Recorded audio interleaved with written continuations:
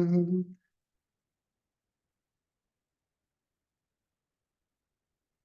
start by introducing very briefly our guests, okay? You've got their short bios on the program, and I hope you've had a chance of having a look at them because they're very, very interesting, full of experience and knowledge and wisdom.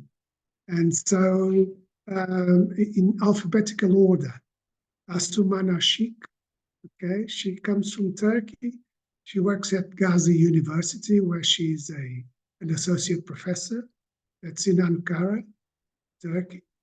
Then Dulce Gonçalves, vice president and founder of Mentes Sorridentes Association, which is the Portuguese branch, so to speak, of the Smiling Minds Association, which is, some of you may know, is based in Australia.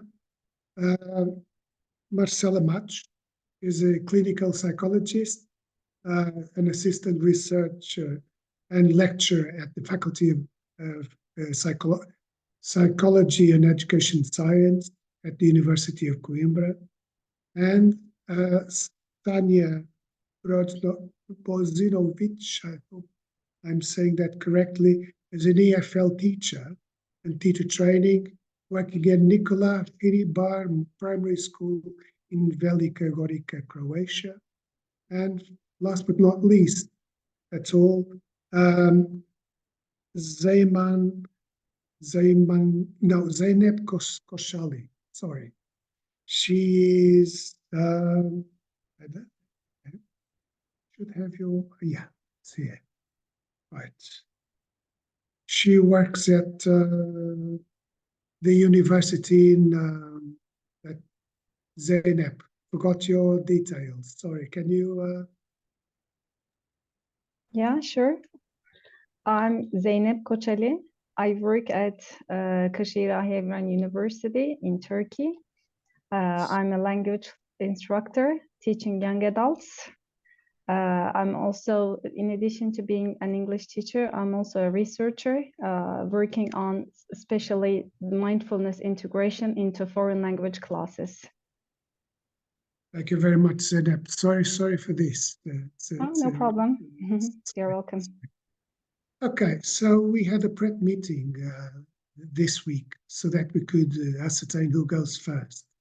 And we decided that Dulce Gonçalves would go first and speak about her experience as the vice president of Mentes Sorridentes, and also on her PhD, which was about an intervention in school at a school using mindfulness for stress reduction.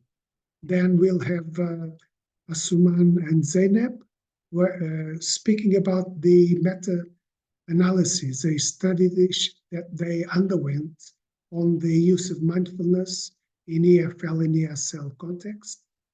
And finally, we'll have Marcela Matos speaking about her research on compassion and her role, and very important one, in the Compassion Coalition, in the Global Compassion Coalition. Right, so we'll go from there, and I don't know whether Dulce Gonçalves is here. Yes, she's here already. Yeah, she is. Okay, Dulce. Good morning, Jose. Morning. Thank you for joining us. Well, the floor is yours when you want to, the floor, the screen, whatever you want to. Okay, thank you so much. I would like to thank APPI and Professor José Moura Carvalho for inviting me for this wonderful opportunity to share a little bit of my work. I would also like to greet all my fellow speakers and the audience here with us today. So I've been a teacher for 26 years, more or less now. I currently work with special needs children.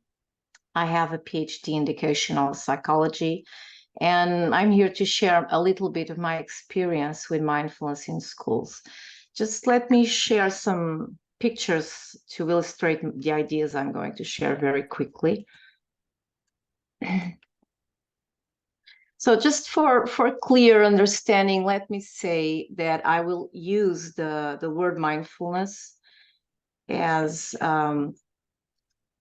concerning in a secular perspective, concerning a practice of intentionally cultivating awareness moment by moment, non-judgmentally. For me, actually, it all started some years ago in 2015 when I had a few children with special needs, and one in particular, Daniel, which you can see here in the picture.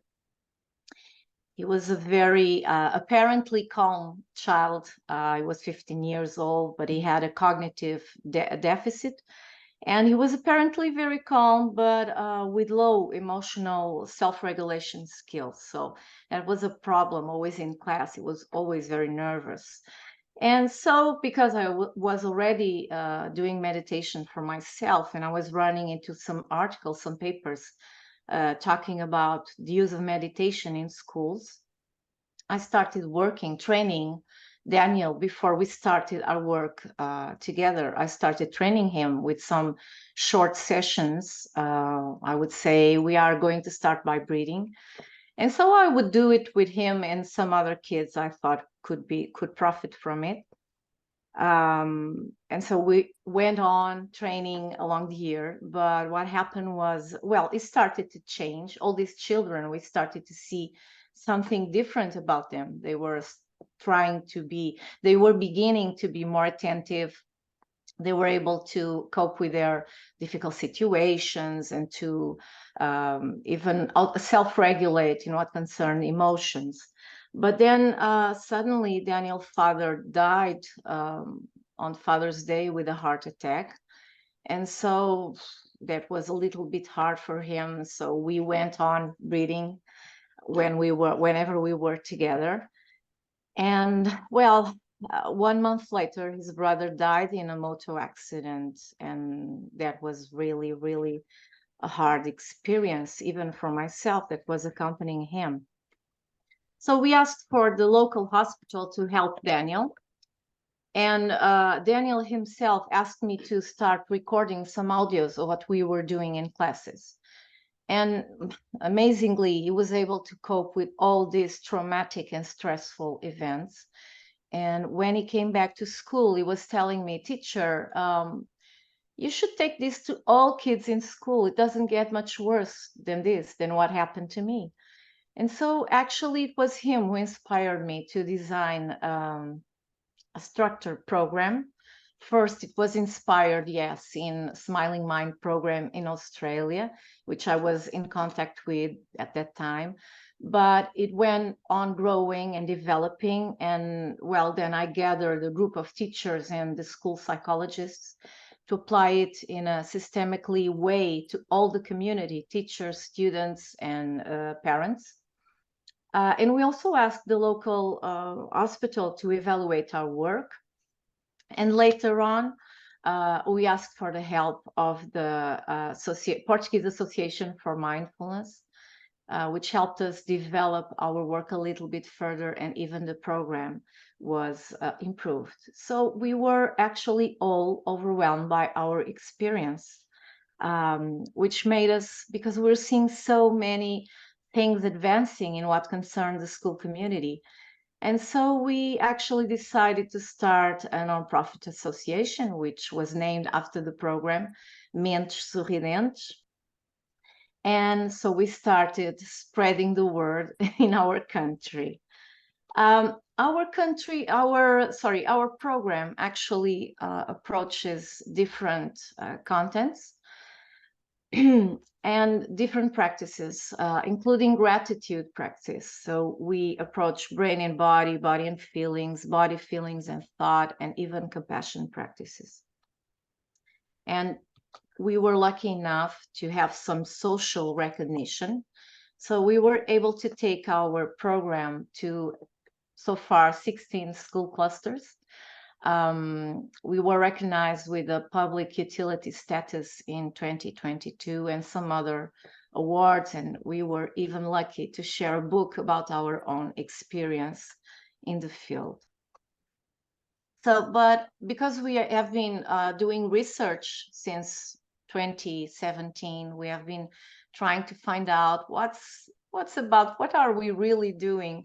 What are the benefits of our program? I just wanted to share to final my presentation here. I just wanted to share that one of the most interesting studies we have done was during the pandemic. So he had these two sample of children from second and third cycle pupils, and we organized it face-to-face first before the schools closed, and then online with pre-post evaluation, follow-up, etc.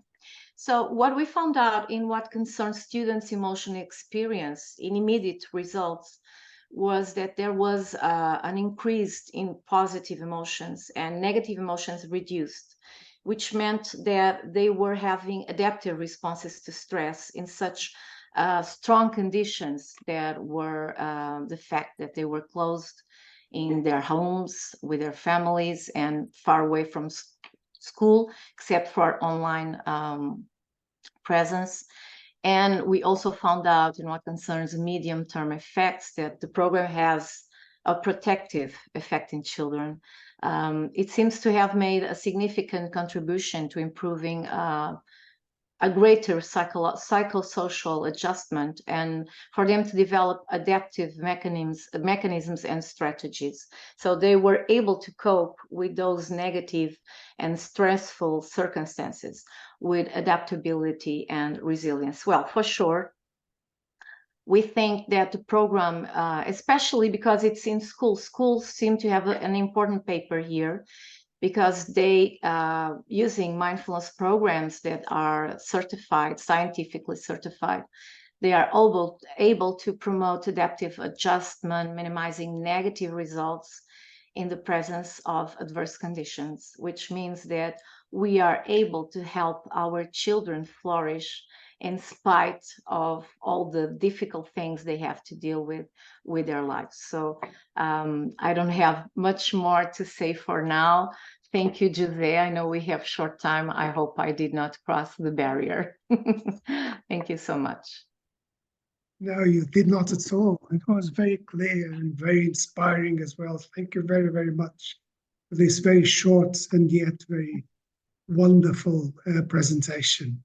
We'll go on with Asuman and Zainab, who will, I think, up to you, who will present their study, their research on EFL context using, applying, implementing mindfulness. And I know you're in a chair, so be very attentive. Thank you. Thank you so much, Jose. And I would like to thank you for this such a great invitation to this event and the chance to become a part of this community, which is amazing. So when we have started together with Zeynep on mindfulness studies, we were not that much, informed that there has been such great communities on mindfulness, and this is amazing to hear that. Yes, I work as a teacher, trainer, and a researcher, but personally, during the pandemic period, like each of us, somehow we tried to find ways to cope with that anxiety, some kind of lockdown problems. And at that period, I have been personally interested in yoga, mindfulness, and meditation practices. And of course, in Turkey, there is a great, potential that we can involve these practices in our curriculum. And when we have observed that, yes, although there are, empirical studies supporting that, absolutely mindfulness has lots of benefits on it, we cannot find many opportunities to integrate it in our classrooms.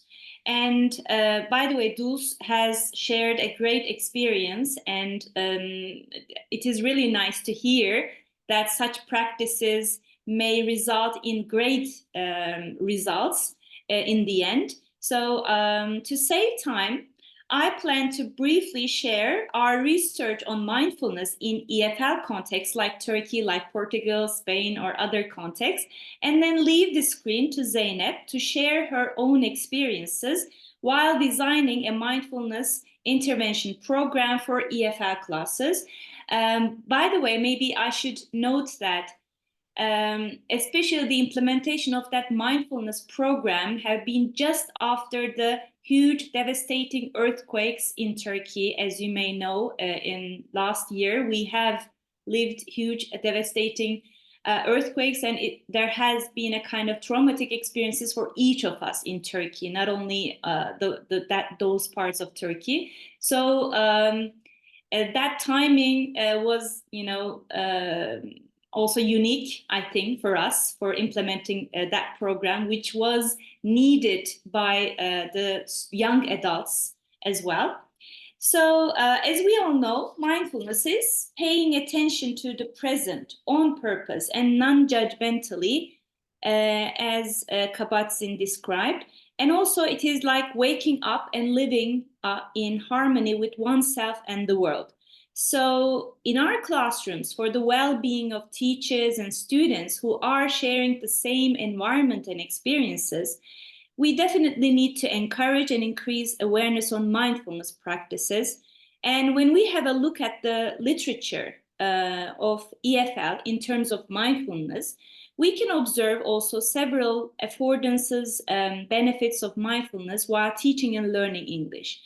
And we have observed in our systematic review that although mindfulness is a very old tradition, the way of coping with, anxiety or other problems in our life, we have observed that there is a very limited research on integrating mindfulness in EFL classrooms.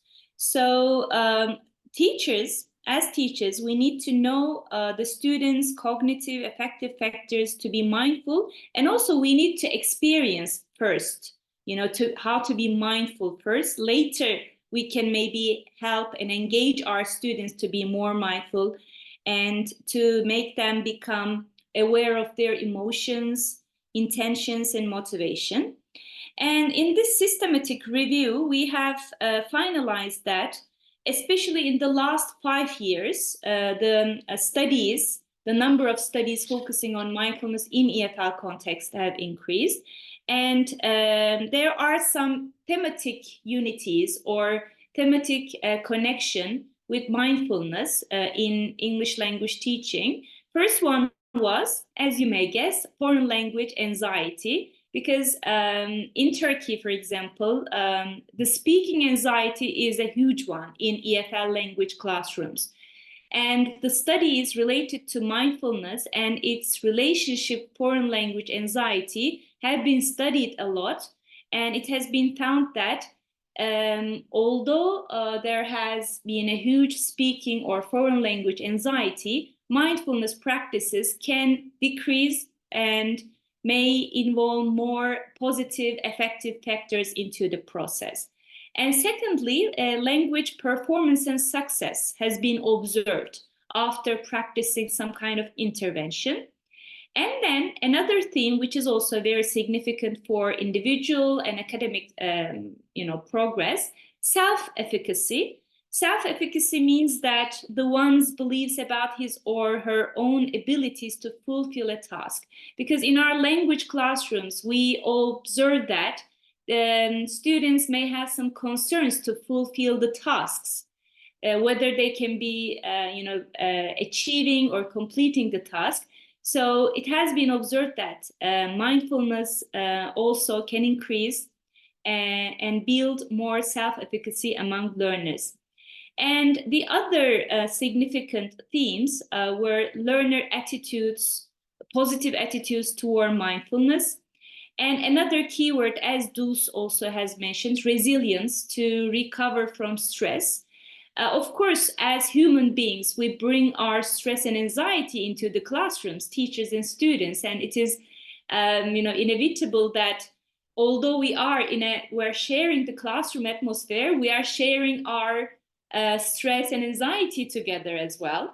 So this kind of mindfulness studies has shown that the resilience also has increased and has potential for language classrooms as well. And to sum up the systematic review and what we have observed after analyzing lots of studies in the field, we had some suggestions.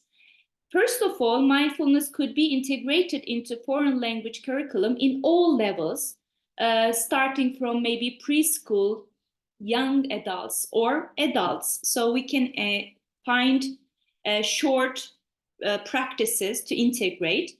And mindfulness practice does not have to take a very long time in a classroom because we have a very limited time. For example, in Turkey, we have just 45 minutes for a class, and 5 or 10 minutes can be used for mindfulness integrated plans. And also we can find many ways to integrate mindfulness to our listening activities, speaking activities, some kind of reading activities, which Zeynep will share some of them today.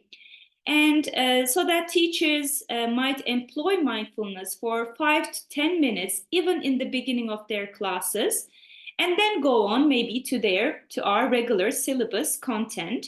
And secondly, school administrations could be initiative in creating a mindful school atmosphere, because it cannot be limited to the the classroom context, but also mindful schools, mindful parents. So they may have a kind of snowball effect, right?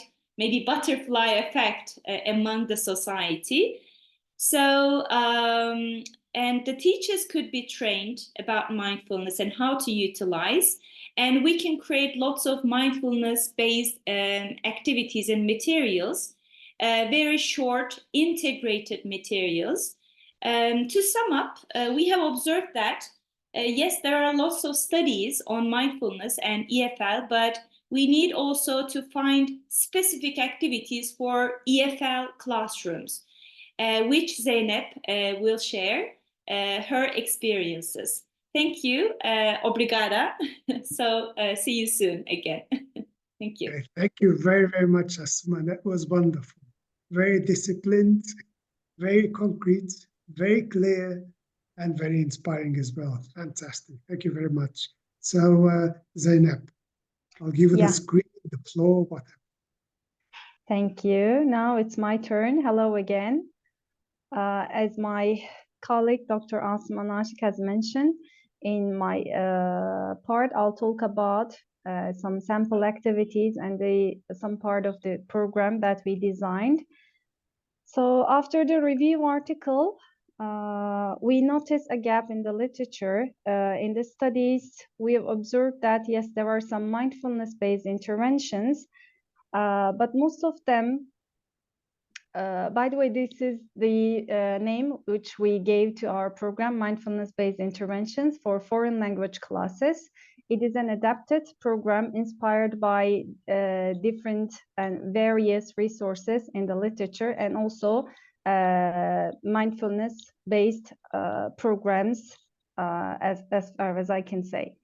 So we decided to design a program specifically for EFL classes, because in the studies, in the review article, we observed that in most of the studies, the teachers or the school administration, they apply some standard programs like MBSR.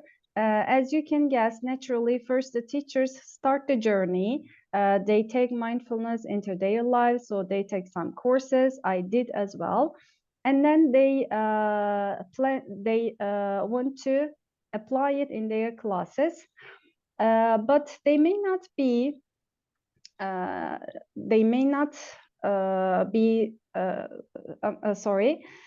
So such standard programs may not be appropriate for EFL classes, because I had the same experience. When I start to apply mindfulness in my classes, some students ask me why we are meditating, why we are studying mindfulness in the English language classroom. So what's the relation? That made me think that we need an adapted program for foreign language classes, because in most of the programs they have focus on formal practices and meditation. That's why many people think that when they hear mindfulness, they think that it's just breath exercise and doing meditation. But we know that mindfulness practices is much more than just breath exercise and meditation. That's why we added some innovations, some new things to our program, like designing language activities, skill-based lessons like listening, speaking lessons, or reading, writing lessons, but integrating mindfulness into these skill lessons. Yeah, we know that it's not just breath, as I said. So there are mindful attitudes like patience, like kindness. We can also integrate these components, these mindful attitudes into our classes. This is what I did in the program. So mainly we focused on three main areas in our program. So I put the activities under these three main areas. First, we started with awareness of sensations. Under this title, of course we first started with mindful breathing, and then body scan, mindful movement, and mindful eating. These were the activities we did in the first 3 weeks of our program. Sorry, I forgot to mention our program was also 8-week, as you observe in many other programs. So the first 3 weeks we studied awareness of sensations. We started with sensations because it's the concrete part. It's the most practical part to define and observe. So we started with awareness of sensations, as I mentioned. Then we continued with awareness of thoughts. Under this focused area, we did 2 activities about the importance of present moment, and also we worked on thoughts. In the following part, I'll give an example about this awareness of thoughts lesson. Finally, we aim to focus on emotions. We put it at the end because emotions, feelings, they are the most difficult part. We have difficulty in defining and explaining our emotions. And something was very surprising for me when I was doing the literature review while designing this program. In mindfulness-based stress reduction program, a book by Bob Stahl and Alicia Goldstein, they are saying that we use in our daily life, we use maximum 20 words for emotions, but in reality we have thousands of words for emotions. So we just have some basic emotions like happy, sad, excited, but there are quite a lot more emotions, but we don't use them, or we don't even know some of them. In this last part, we worked on emotions, and under this title, we did a gratitude activity and a lesson combining sensations and the feeling of gratitude. Finally, in the week 7, we studied loving kindness, not just for other people, but also for ourselves. In our program, we were very careful to add at least one formal practice, one formal mindfulness practice, like mindful breathing or body scan, and also one EFL activity. So in my next slide, I'll talk about one sample lesson that we designed in our program. This is a lesson focusing on listening and speaking. As you know, we start with warm-up, and then we have some pre-activities. In this lesson, we watched a video about the story of 2 wolves. Maybe you know the story, but for the ones who don't know the story, I would like to tell the story very shortly. An elder man and a child were having a talk, the child asks, there are two wolves fighting in my head. One wolf is good, positive, happy, and peaceful, but the other wolf is bad, unhappy, stressful. So which one wins the fight? The elderman says, the one you feed. So after reading this story, first I read this story in a book, but then I found a video on YouTube telling this story with animation. I decided to create a lesson with this video. So before watching the video, we did a vocabulary practice, having some vocabulary, new vocabulary for my students, so that they can understand the video better. We did a matching activity, as you can see on the screen. Then we watched the video. After the video, we had some comprehension activities. They are not here, but let me just mention them very shortly. They were like fill in the gap activity and true false activity to make sure that they understand the video, they understand the message. Finally, in the last part of the lesson, we had a speaking session. It is part D and E, as you can see. I asked them to write the thoughts running through their mind at that moment. They wrote their thoughts on the clothes. As you may guess, the students, they mainly write about their exams, the future, some job issues, etc. And after they write their thoughts running through their mind, we discussed which thoughts they would like to feed from now on. And in part E, I got really, really nice reflections from the students because, some said, I noticed that how my thoughts can affect my mood, can affect my well-being, and also some students said that first time they noticed how their thoughts are so effective in their decision-making process as well. Some students wrote that from now on, I'll feed my positive thoughts. I'm not going to feed, I'm not going to grow my fears, grow my anxiety or stress whatsoever. And I'll also like to add something here in our classes, in our lessons. I also add some quotations about mindfulness. For example, in this lesson, I am not sure whether you can read it, but I can read it for you. We were working on thoughts. That's why I thought that that quotation might be good to summarize this lesson. It's, you're the sky, everything else is just the weather. It's like the weather. We have thoughts, we have millions of thoughts. Our brains work very fast. So we should be very careful observer of our thoughts running through our minds. And I would like to share one more example. This is from our week 3. We did a mindful movement activity with Dr. Asman Ashik and my students. This was a hybrid class because of the earthquake, as Asman Ashik had mentioned.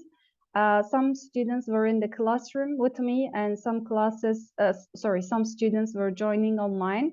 So together with them, we did a chair yoga, and Dr. Asman Ashik instructed us. She's a certified yoga teacher.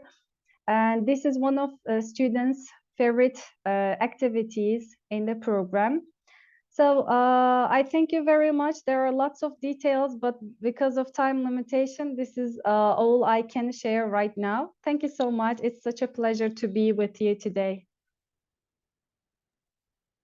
Well, I can't thank you enough, Zeynep. Really, really interesting. And there aren't very many examples of the implementation of mindfulness in EFL classes all over the world, not just in Europe or anything. So really, really thank you. It was very, very interesting, very useful as well. And I hope our colleagues here find that as well. So thank you. So we'll go on to listening to Marcela Matos. She's full of knowledge and wisdom and experience in both research and in implementing compassion at a global level. I think this will be as well really exciting to listen to. So Marcela, the floor, the screen, everything. Thank you. Thank you. Thank you so much. It's a pleasure to be here. And today I would like to talk to you a little bit about this mission that we have, which is to try and bring a compassion revolution into our schools today. And before I talk to you a little bit about the work that we've been doing on the field, just a few thoughts about what is compassion, because when we think about compassion, usually compassion comes, the word compassion comes infused with a lot of different meanings that come from our rearing, our cultural, societal, religious backgrounds. And in the science of compassion, we have a particular definition of compassion that is stripped from religious connotations. So how do we define compassion?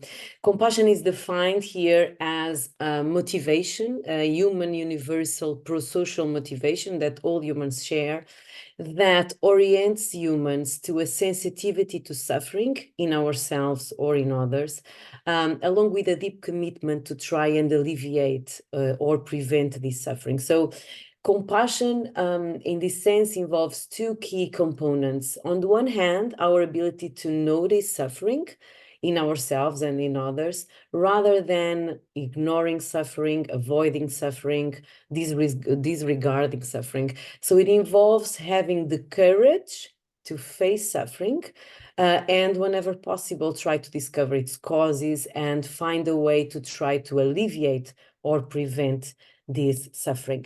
And importantly, according to this definition and to this field of the science of compassion, compassion has three qualities. Wisdom, so we need to be wise and have the wisdom about how our minds develop, how our brains and minds and bodies are shaped by factors that are beyond our control. A lot of important ideas here that have to do also with our ability to empathize with others. Compassion requires strength and courage to be with suffering and approach it instead of turning away from it.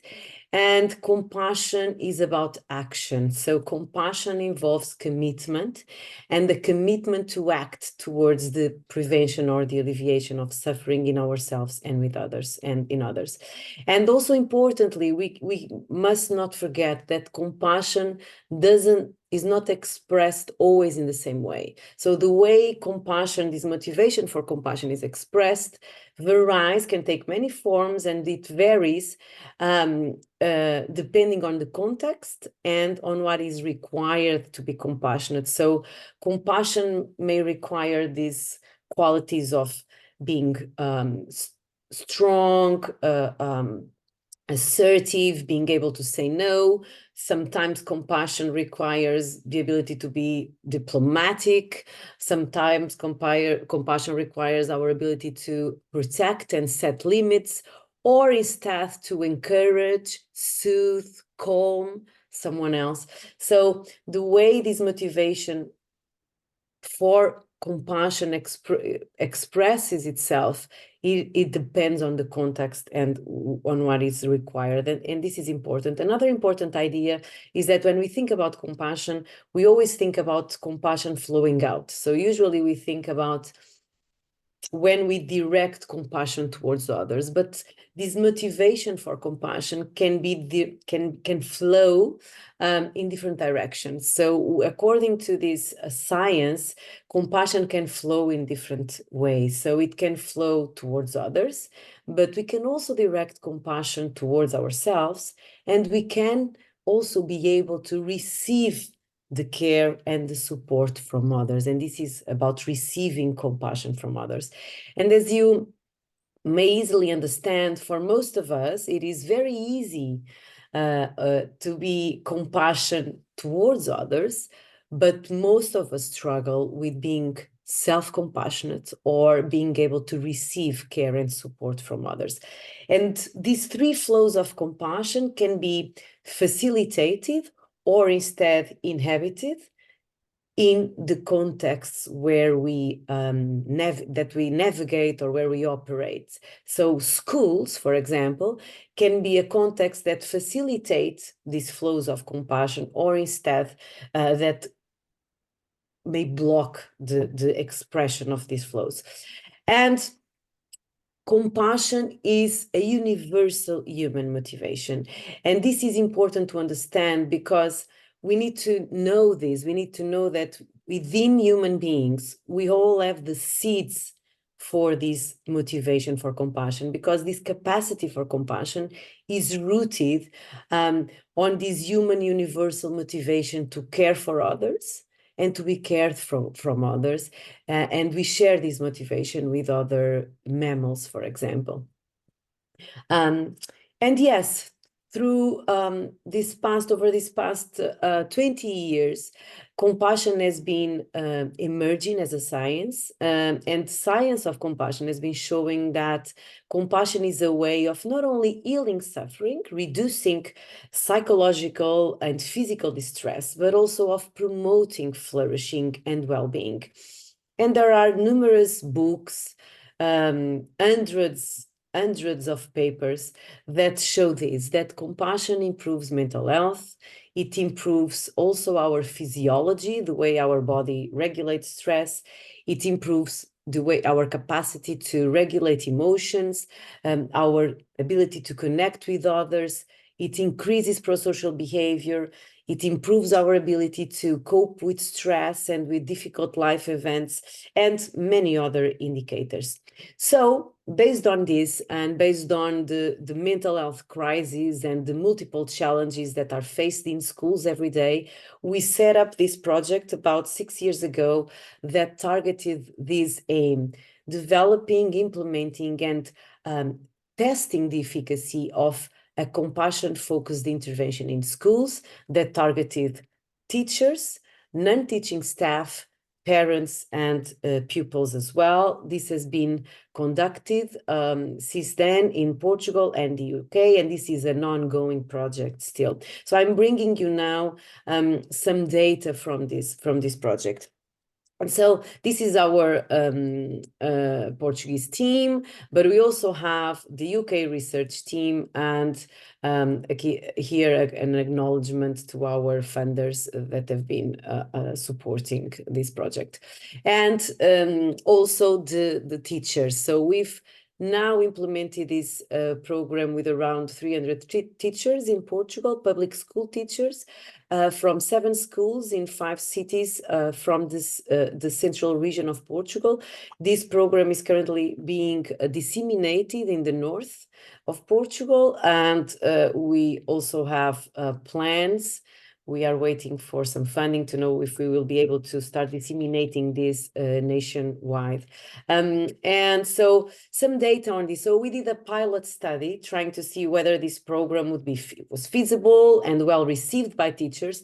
And so this intervention, before I go there, telling you that this intervention is an 8-week intervention, so 8 sessions, 1 session per week. These are group sessions, 2.5-hour sessions, where teachers come and all together. So we practice a series of exercises, pair exercises, group exercises. We have psychoeducation, a lot of meditation practices as well, where we try to develop a set of competencies all related to the development of this compassionate mind that we share, and this ability to direct compassion towards others, but also towards ourselves. So what we found in a pilot study was that the intervention was indeed feasible and very well received by teachers.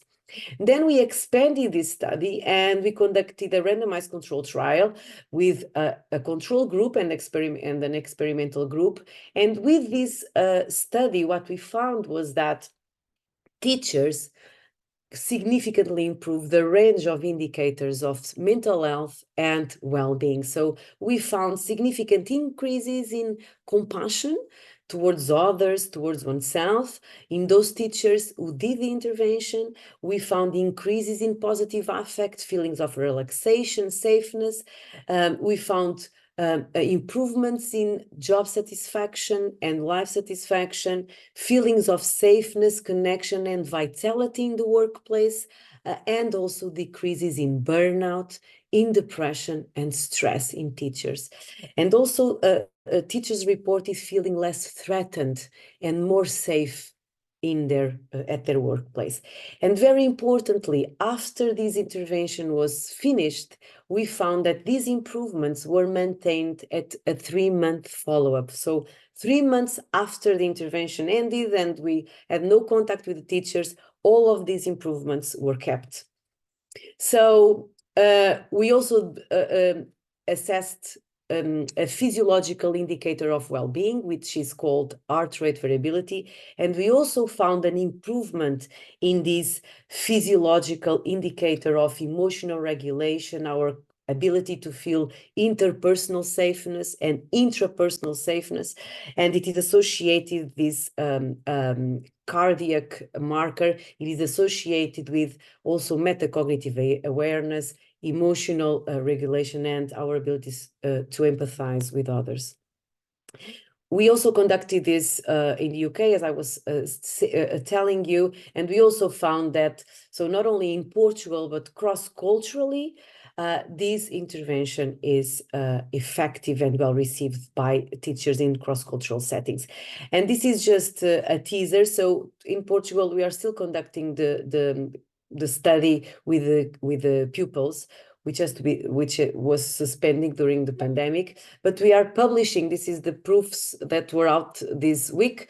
Our study with the pupils, and we in the UK we found that this intervention with the kids, it improves their pro-social behaviors, but also it protected them from a deterioration against difficult mental health, difficulties in mental health or mental health problems. So currently we've been conducting this work, and we expanded this work with new funding from the BL Foundation, and we are now exploring the impact of this compassion-focused intervention in teachers, but on a range of neuroendocrine, autonomic, immunological biomarkers, and also epigenetic mechanisms of stress and of prosociality. And so we've started this, and we already have some preliminary data from the first cohort of 36 teachers.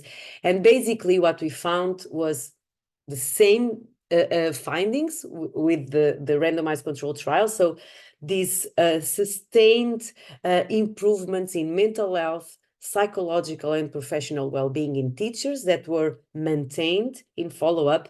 But we also have some data on the impact of this compassion-focused intervention on immunological markers and gene expression.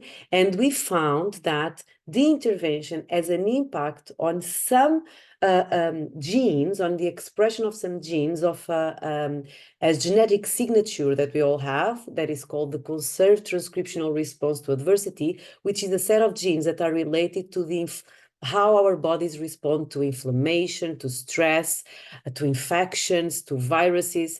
So we found that the intervention had an impact on some of these genes. So we had significant changes here on these genes, and also on markers of the immune system response, such as the natural killer cells.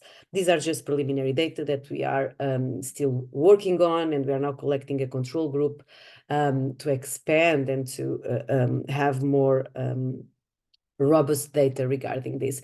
So cultivating compassion in schools can promote, in this case, teachers' well-being and flourishing, reduce psychological distress and mental health difficulties, and have beneficial effects also on teachers' physical health, improving autonomic physiological regulation, immune function, and impacting gene expression. So I believe that we need a compassion revolution in schools. Given these transformative benefits of compassion, we know that compassion can be an antidote to the problems that we face in our world, but also in our schools, and it can help us and offer pathways to build the world that we all seek to build. So I leave you with this question, which is, because I believe that compassion is our human superpower. So I believe that compassion was not only central to our evolution and survival as a species, and that the seeds of compassion exist on all of us, and all of us can train and cultivate our compassionate mind, and we can learn to be more sensitive to suffering in ourselves and with others, and find the strength, the courage, the wisdom, and the commitment to do something about this. So how can you, in your own lives, at your schools, harness this human superpower of compassion and put in march this compassion revolution to transform your inner and the lives around you? Thank you very much.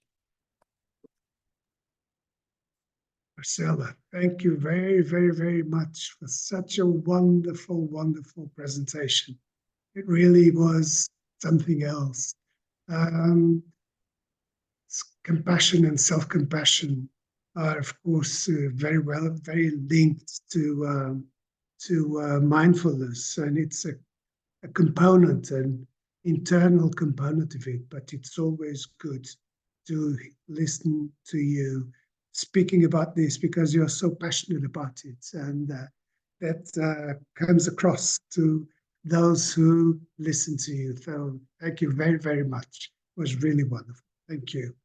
Now, I think we've got 15 minutes, which could be used for the audience to put forward their questions. So I open a Q&A period here. I don't know whether any of you, Asuman, Dulce, Marcela, Zeynep, want to add anything else before we start getting any questions.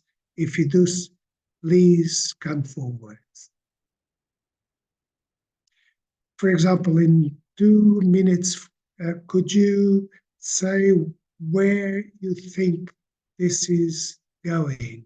I mean, where this mindfulness and compassion, these programs and these interventions might lead us. I hope to a better world. I hope to a better school, of course. I hope for better human beings, but would you like to add anything else?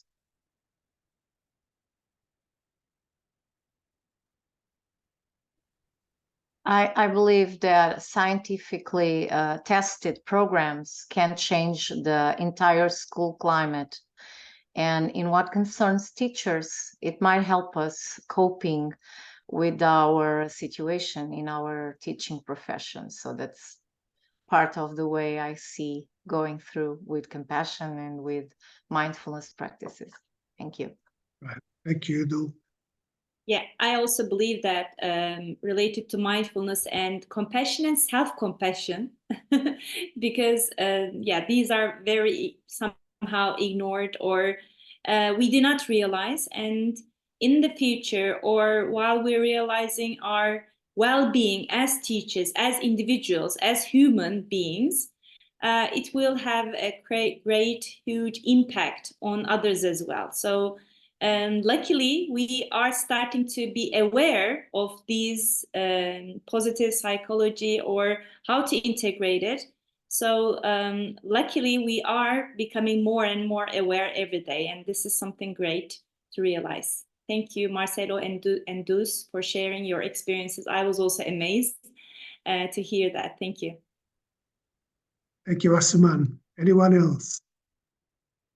Thank you. I'll just like also to say thank you to the other panelists. It was a wonder to listen to you and learn from you. And also to in regard to Jose question, and heading to what you already said that I agree fully with. I would say that 2 things. One is that it is good to witness that in our schools today and in the society more and more, there has been this awareness that is growing that we need to cultivate competencies that are not taught in the academic curricula, and that school, the school context is a privileged stage to do that.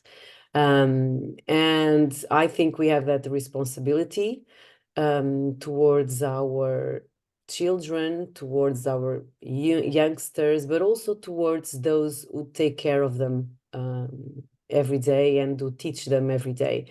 So I think this is crucial, and it's I'm always very happy to see that this is happening around the world and that schools are waking up and more and more to this need. Now we need other level institutions and organizations and the governmental institutions in particular to wake up to this problem. And also my other comment would be to the importance of, when implementing these evidence-based interventions, trying to involve the whole school. So it is wonderful to do work with teachers, wonderful to do work with pupils, but we all know that these interventions can only be sustained through time when the teams leave the schools, when we have an intervention that targeted not only teachers, but in a way also the pupils, the parents, and even an administrative level.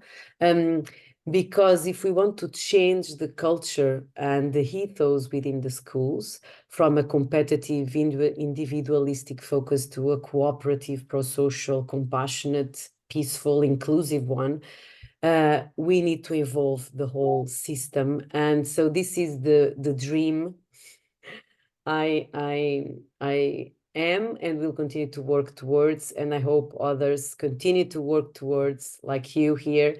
And yes, so those are my words.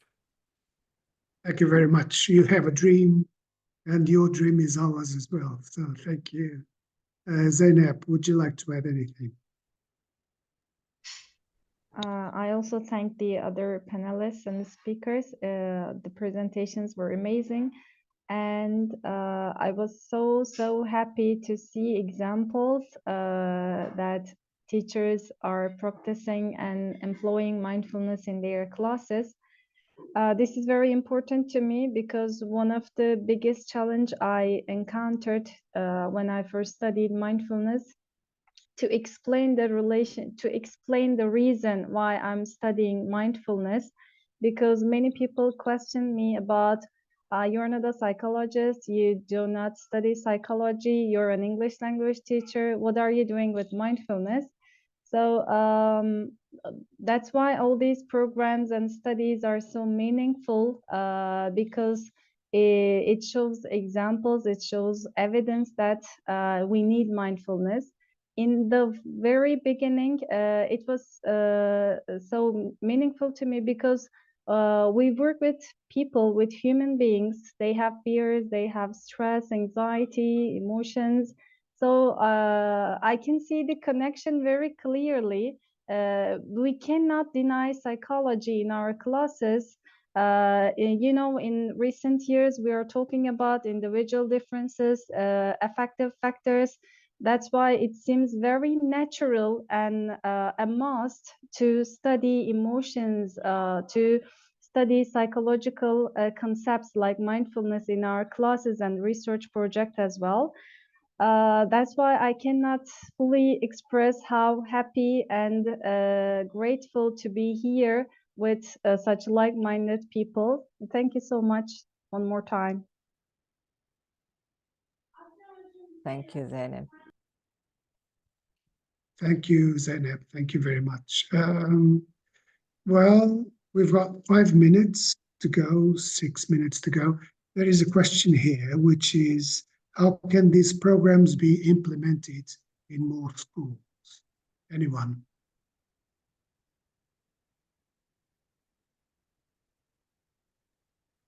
I can go. In Mentes Sorridentes, we give training to teachers, but inside the communities. So we don't work separated, just doing courses for all the society. No, we go to a specific school and we train the teachers and even the technicians, whoever wants to come and meet us. And then the program is spread in, I'm not sure the word is cascade, you know, teachers then spread the word, implementate the program to all the other parts of the community, the parents, the teachers, the other teachers, the students, the technicians, the assistants that work, all the professionals that work in school, they can deal with that. So for us, I can put the email Mentes Sorridentes here to share with you. And this is the way to do it for us. Thank you. I find that fascinating that it's not just the teachers, but the community, the whole school community.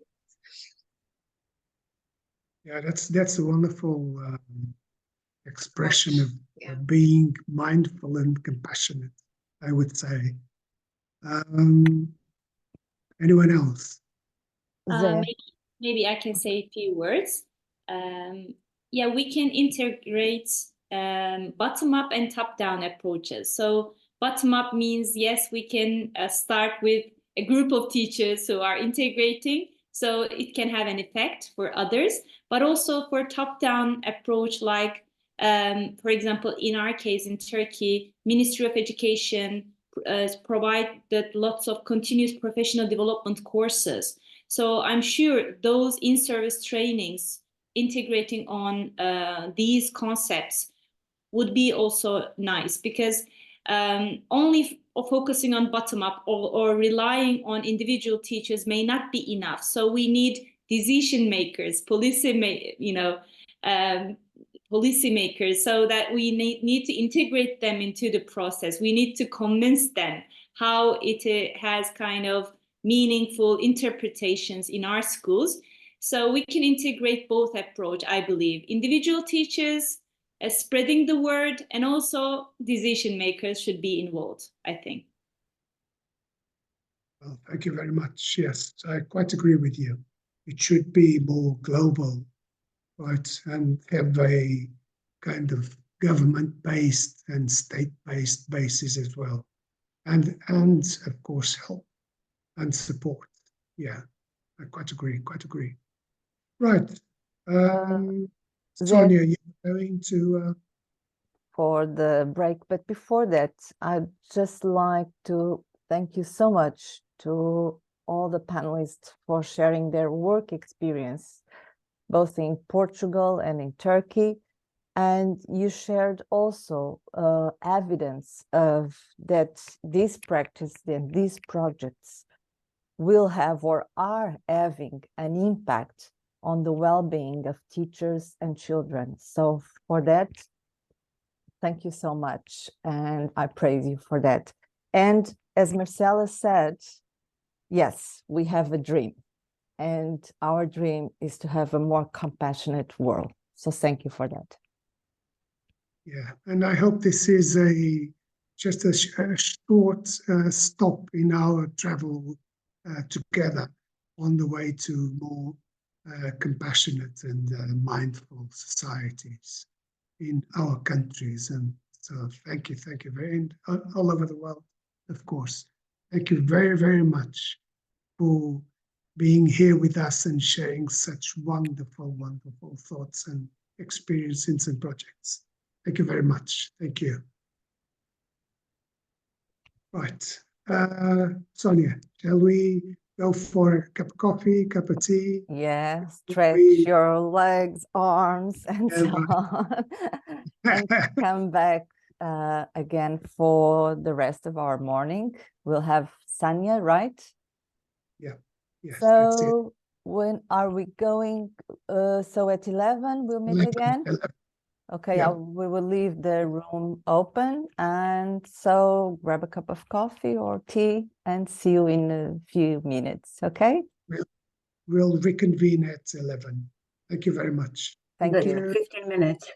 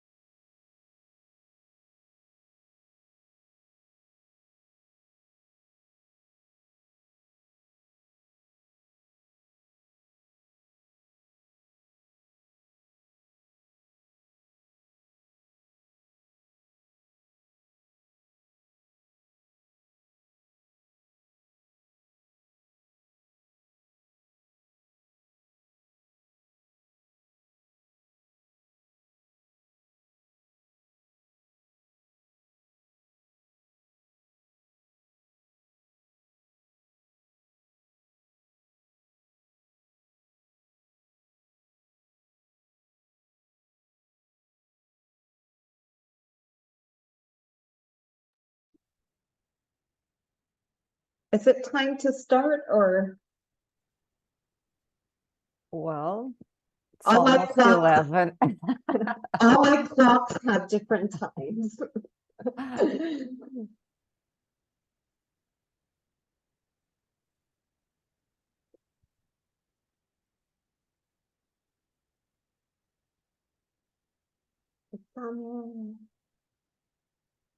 Sonia, is Sonia there? Sonia? Yes, I'm here. Oh, there you are. I can hear you. I can see you. Oh, there you are. I think it's time to kick it off. Yeah? Okay, go Okay, ahead. Okay. I'm ready.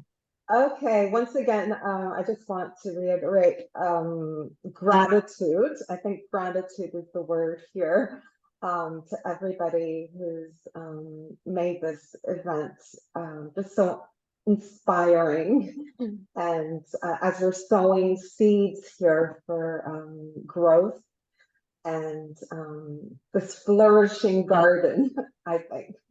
Okay, so next up is Sanya Brozanovic. I hope I pronounced your name correctly. I did practice. From beautiful, beautiful Croatia, which is one of the countries on my bucket list, as well as Turkey. Do come. Yeah, definitely. So just a quick overview. Sanya is an EFL teacher. She's a teacher trainer, a curriculum developer, a materials writer, a Microsoft certified educator, and like all of us here, a lifelong learner. Sanya works in a primary school. I won't try to say the name. I will later. Okay, in Croatia, where she lives with her family. And in her free time, she volunteers in the coordination team of the TESOL Evo and co-coordinates the mindfulness awareness practice course within the project. And her areas of interest include inclusive education, mindfulness, and learning technologies. So Sanya, handing it over to you and looking forward to all of your experience and your sharing. So thank you. Thank you, Anna. Thank you, all of you, for joining us today. Thank you for the invitation. I feel so honored and so humbled after having heard what you guys have been doing in your project. And I would like to show you what I'm up to. So maybe in the future we can join forces. Let me share my screen because I have a presentation and I hope I can use it. Let me see if you can see it. Just a second. Clearly. I would Yes. like, yes, that's it. I can see it. Can you? Yes, yes. You might want to put it in presentation mode, but yeah. I think I have, but maybe it takes a second or two to show. If you don't see it as a full screen, let me know. I'll try again. Okay. Not yet, Sanya. Not yet. Okay, I'll stop sharing and start sharing again, and hopefully this time I'll do it.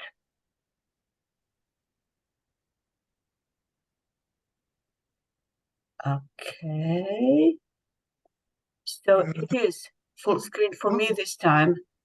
Okay. It might take a bit longer to reach Portugal. Okay, we'll see. If it doesn't work, I can stop matter. sharing and share again. Thank you, Anna. Thank you, Jose. Thank you, everyone, for inviting me. As you probably have read in the program, I'm an EFL teacher.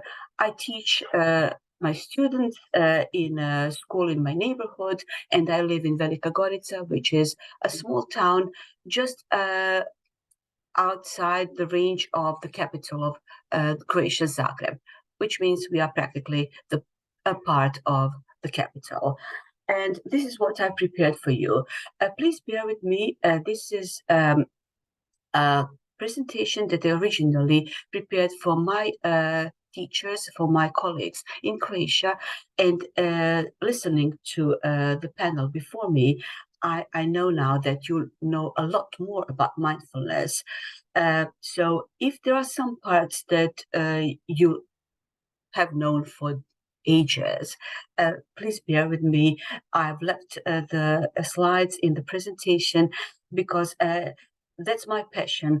I always try to explain to my colleagues why we need mindfulness in our English lessons, why we need mindfulness in our schools. That's why there are some really basic slides. And the first one being, where did you learn about mindfulness? Obviously, you all know a lot, maybe a lot more than me, than I know about mindfulness, and you all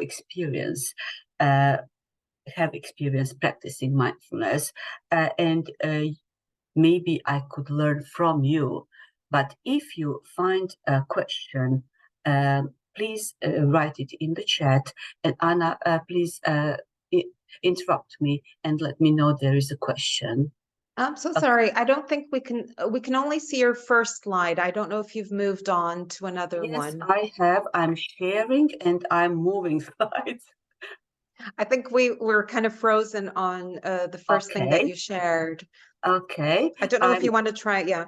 Yes, I'm try again. And I guess this is it. And I'm sharing again. And this is. No, for some reason it won't go into full screen. Do you see different slides?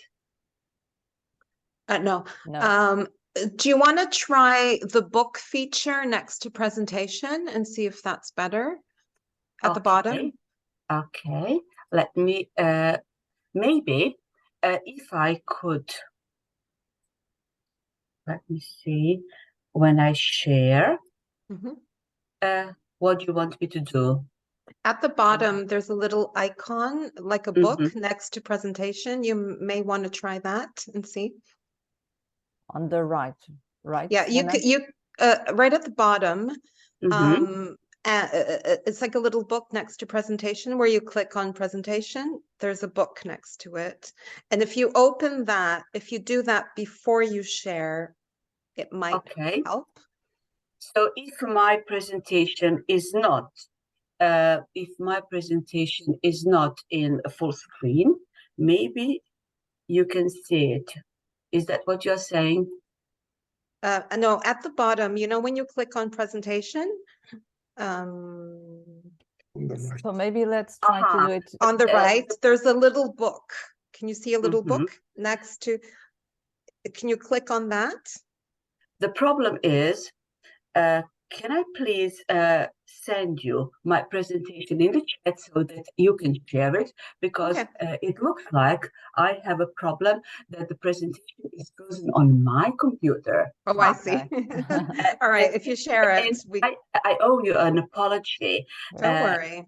I told you yesterday there is a problem with this laptop, and I told you that I will solve the problem because I will have this presentation from my home, but there is a new situation now. I have a problem with the heating where I live, and I'm waiting for a person to come and fix the heating, and it's minus something. And while we are waiting for him to fix the heating, I'm stuck with my old laptop again in my son's bedroom. Don't worry, we're all used to this as teachers. I have a colleague who always tells me, but you have mindfulness.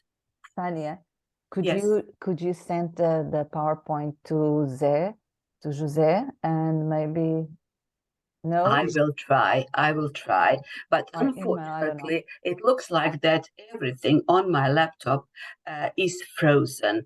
So if you could bear with me for a few minutes. We'll do some breathing, Sania, while you I could switch computers because later. Okay, recording in progress. Let me, okay, that's it. So I already explained I didn't quite know that you're so experienced, that you're so expert, all of you in the area. So this is what I prepared for the beginning of my presentation. And let's see. Okay. What I prepared for you. So in this presentation, I'm going to define mindfulness as I see it, which is in a secular way, because in Croatia, mindfulness is not so widespread. Not many teachers practice and not many teachers use in their English classes or any classes when it comes to that. So after we discuss what I mean by mindfulness and what I see as advantages and what I see as challenges from my point of view, from my situation in Croatia, we will try some. I will let you know what I use in my life and in my classes, and then I will ask you to share some of our activities, and you will see that some of the activities that I have on my slides are very similar to the activities that we saw in the previous presentation. So I am very happy, and that means for me that I'm in the right community. So maybe we could name this birds of a feather. We all think very similarly or the same, and we'll finally reflect on the process towards the end of my presentation. What sparked my interest in mindfulness was these statements. When you realize that life goes on, and we as our private selves, and we as teachers, we go on, we go on, we go on. Not only in our private lives, but also as teachers. We have some lessons we plan for our students, and we go on, and we sometimes do not notice what is going on in the classroom. Some things that are really important, even more important than what we are going to teach them in terms of English as a foreign language, go on, and we do not notice them. Plus, we are multitasking all the time, and we want to squeeze more and more and more into each of our days of our life. And then what? We have to stop and think. And I started following John Kabat-Zinn, and this is what resonated with me. It's now. And we have to stop and think and live in now and here. This is what I understand, paying attention. And when I pay attention as a teacher on purpose in the present moment, not judgmentally, that reflects on how my students react, how my students work in the classroom. When I'm present-centered, when I'm not judgmental, that reflects on my students. When I focus on my breath, when I focus on what is going on in the classroom, that is seen easily in my lessons and in the progress my students make. That is what drives me in this. Being alive and knowing it, I'm sure you have already, all of you, come across this let's say, definition of what mindfulness is.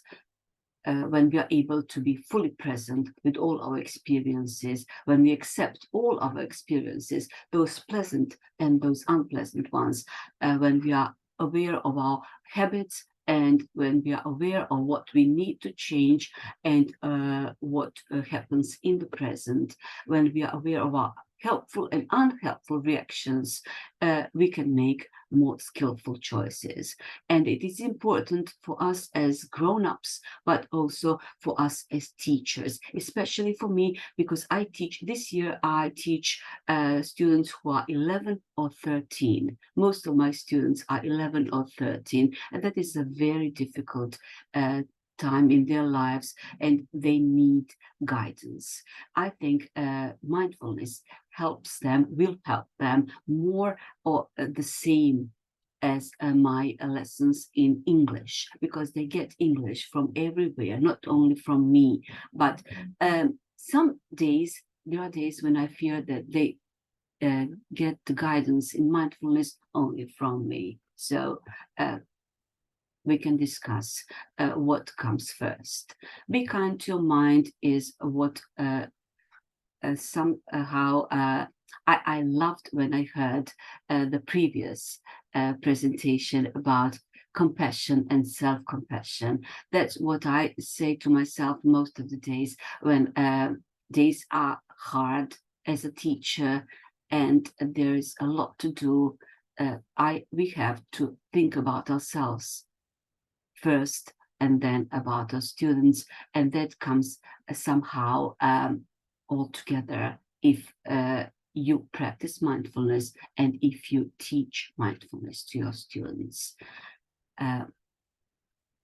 Pause and reset is so far the most important message for my students because they're so young and this is the first year I teach them. And that somehow is a follow-up of the session of the presentation that we already heard before in today's mindful day, when the colleague said first think about sensations, then emotions last. This is how I first got an idea to include mindfulness activities into my lessons. A colleague in her presentation, in her talk to teachers said, do you remember when you travel by plane and at the start of the travel, there is a flight attendant and the instructions, if there is a trouble, the first person you need to help is yourself. Even if you are with somebody you love much more than you love yourself, with your child or your loved one, if you do not put that oxygen mask on your face, you will not be able to help anyone else. That's what I remembered, and that's what I tried to put into practice. So we as teachers, if we do not put that oxygen mask, if we do not care about our lives, our mental health, we will not be able to help our students. That's the first thing in my practice.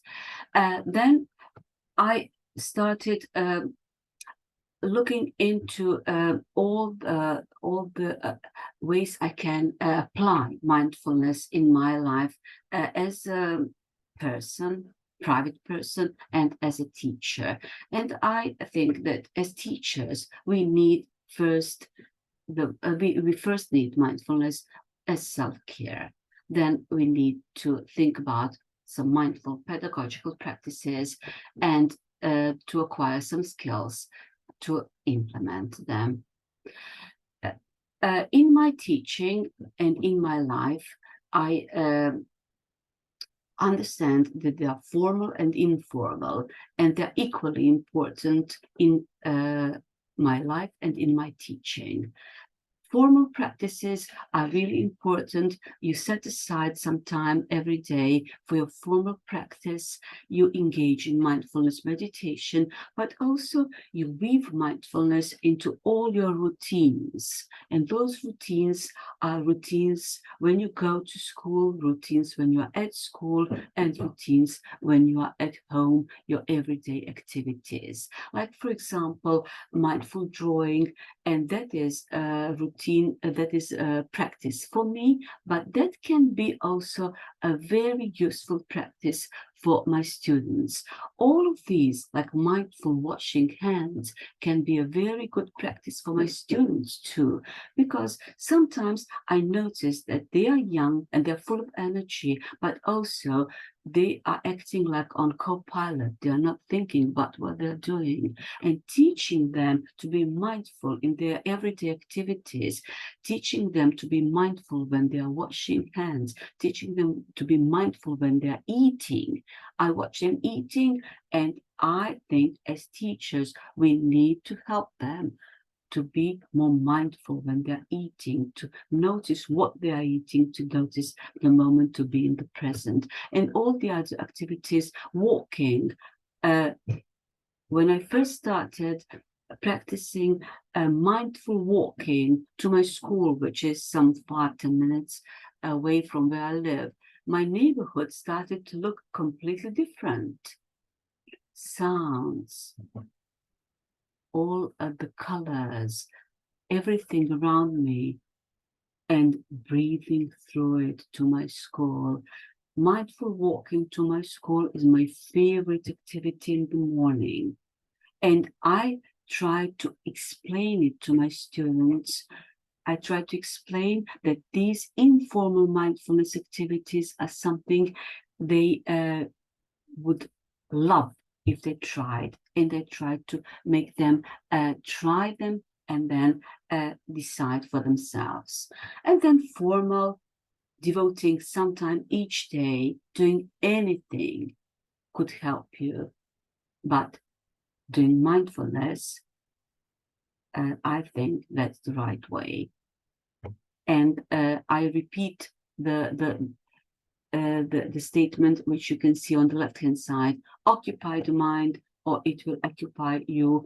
Also, I like the phrase monkey mind, and I use it quite a lot to explain what happens in our mind, in our life, to my students.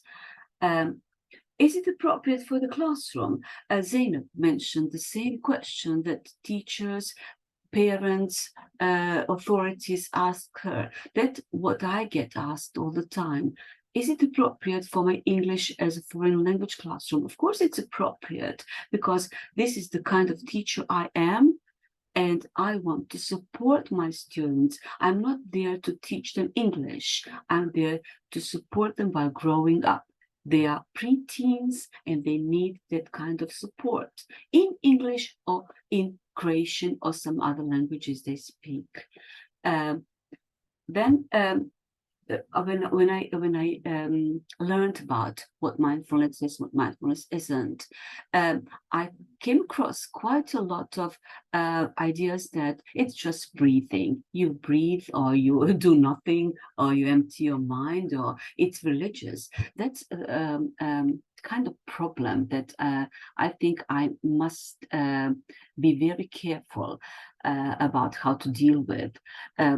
In the communities that are predominantly one religion, especially Western, like Catholic or any other Christian religion, sometimes people who are not very, who do not know much about mindfulness, they say, okay, are you going to practice yoga and those Eastern philosophies? Are you going to impose that on our children?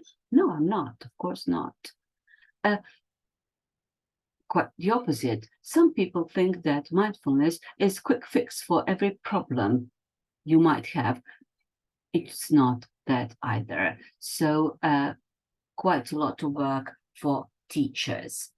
I understand mindfulness in quite a secular way, like improving your health, improving your well-being, and improving your educational success. By strengthening the connection between your mind and your body, increasing your self-awareness, lowering your stress levels, and reducing discomfort, which is more or less that we heard already from the colleagues as part of their research or their practice in the classroom.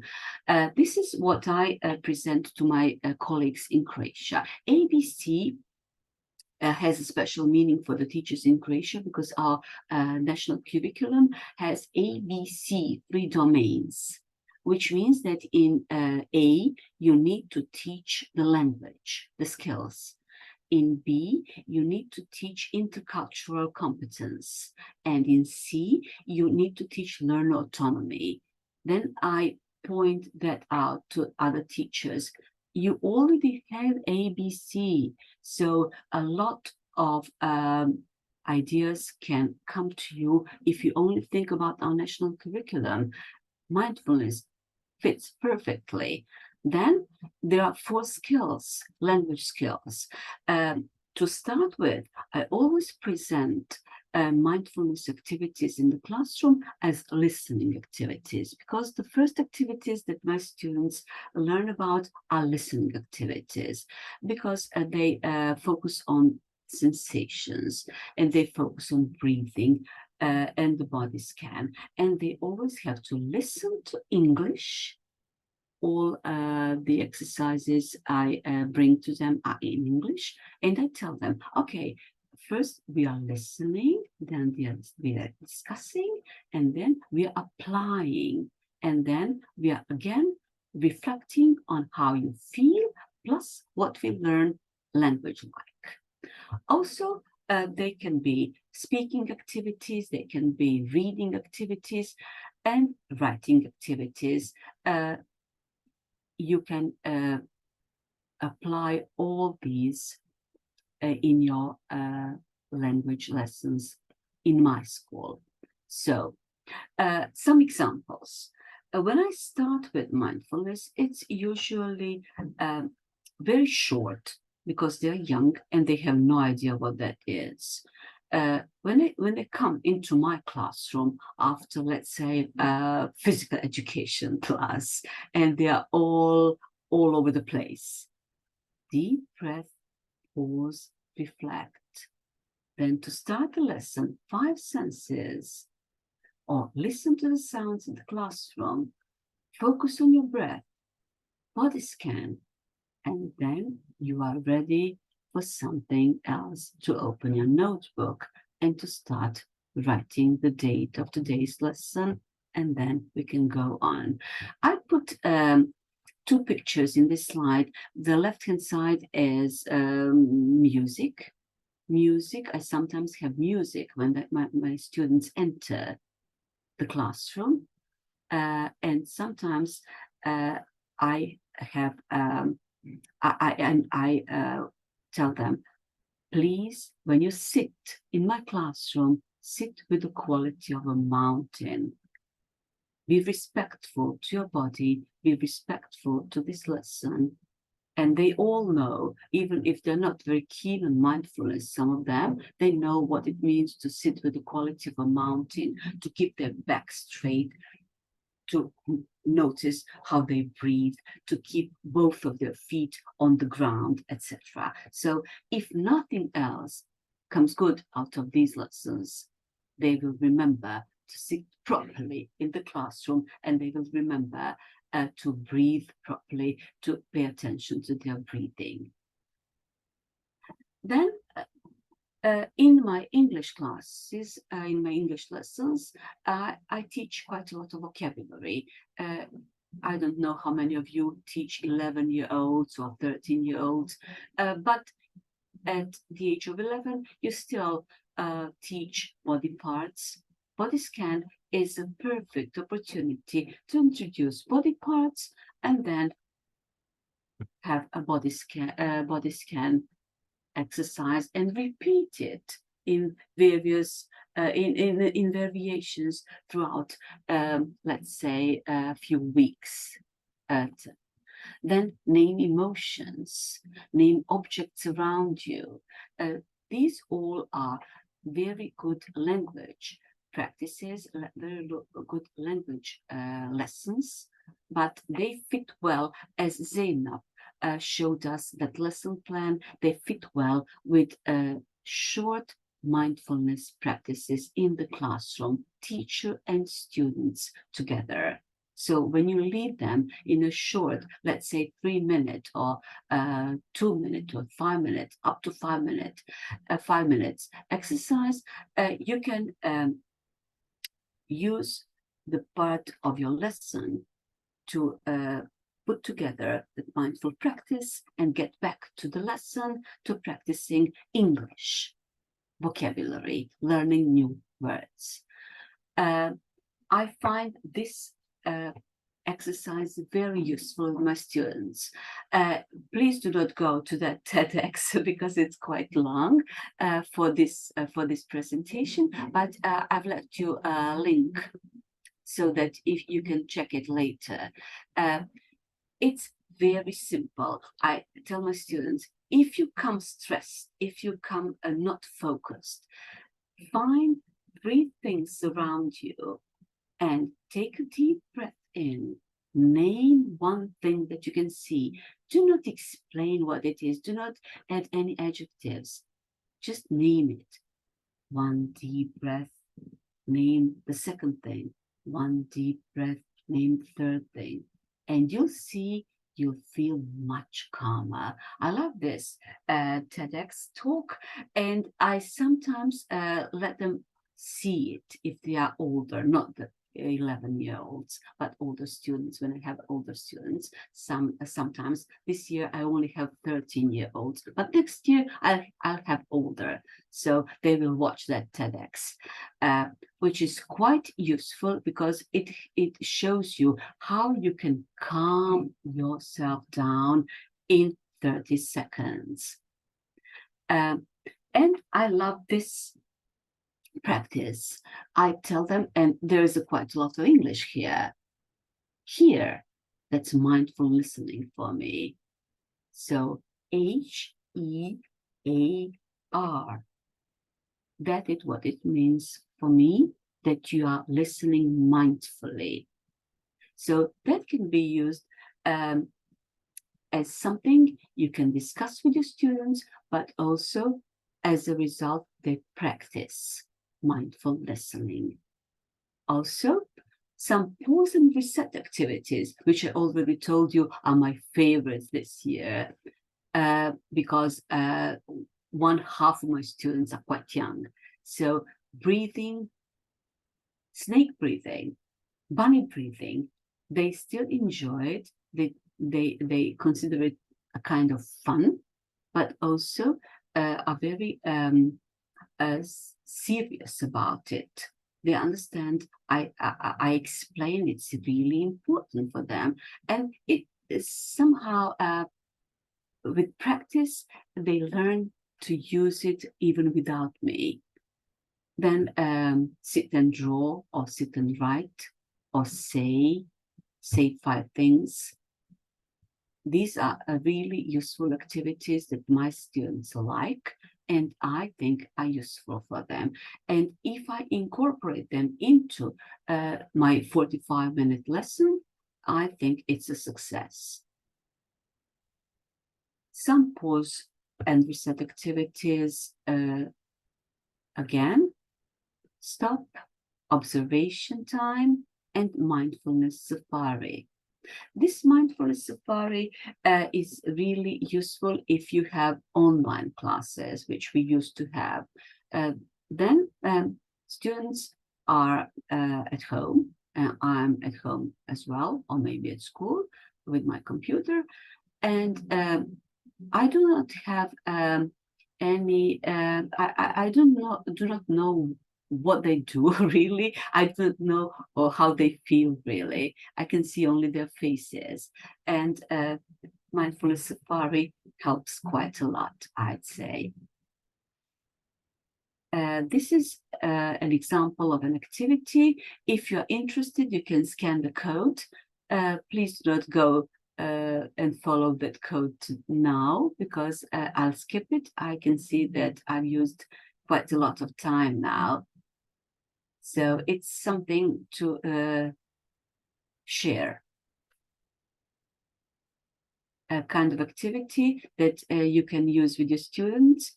Just ask them to use their mobile phones to scan the code, and they can hear the guide.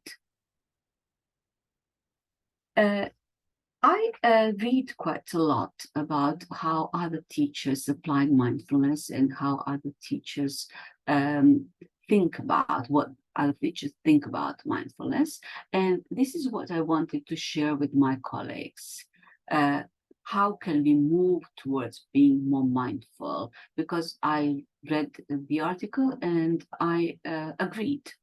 So I put it in my presentation for you so that you can read and say if you agree, disagree. If there are any questions, any reactions in the chat, Anna, please let me know.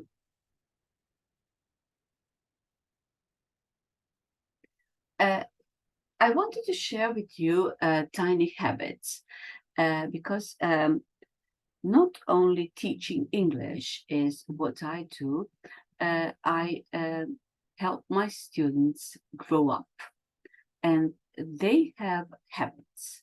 They start having habits and I help my colleagues change for the better.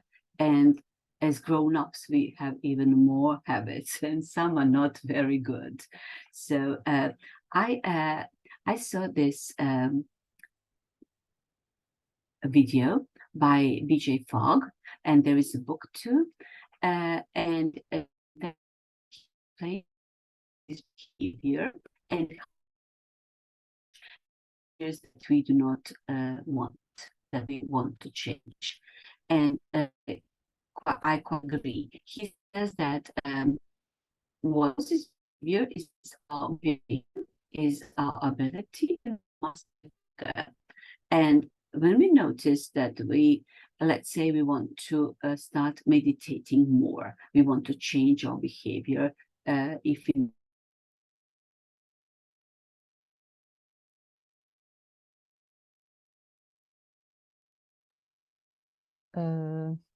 Anna, yeah, I think Yeah, it started to break a bit, the sound. yes, maybe our internet connection is not very stable. Okay, I'm Oh, back. she's on again. Okay.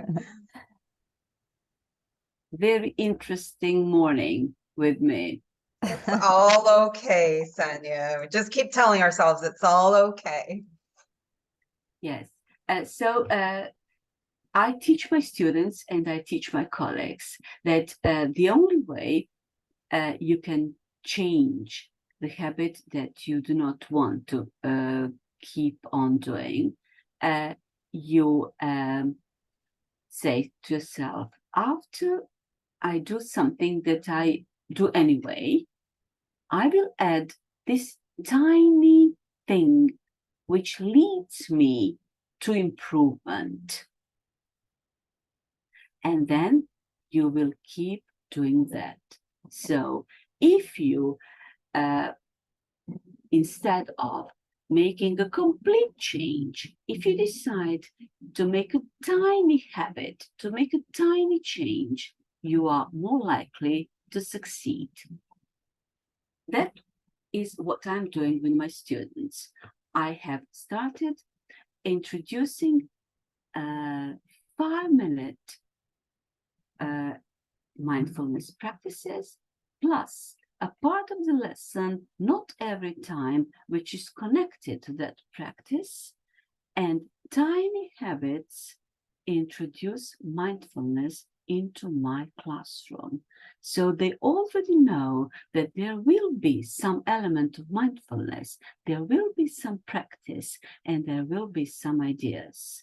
And they already asked me about those practices, about the ideas, about that in their life. So I believe that tiny habits lead to excellence. That's why I wanted to share that with you. So I haven't decided to turn completely over, to start teaching mindfulness, to turn all my lessons into mindfulness lessons.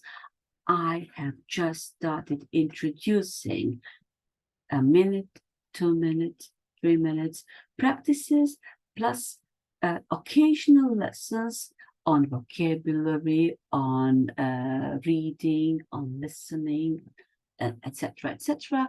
And that introduces mindfulness into my lessons, and that makes my students know about mindfulness.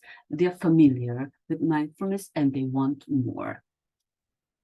So forget about the big change. You cannot introduce, you cannot turn your students' mindset. You cannot turn your colleagues' mindsets, but you can start with a tiny habit.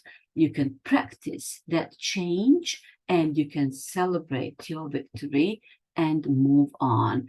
And as some smart people say, if you plant a tiny seed in the right spot, it will grow without coaxing. That's what we do.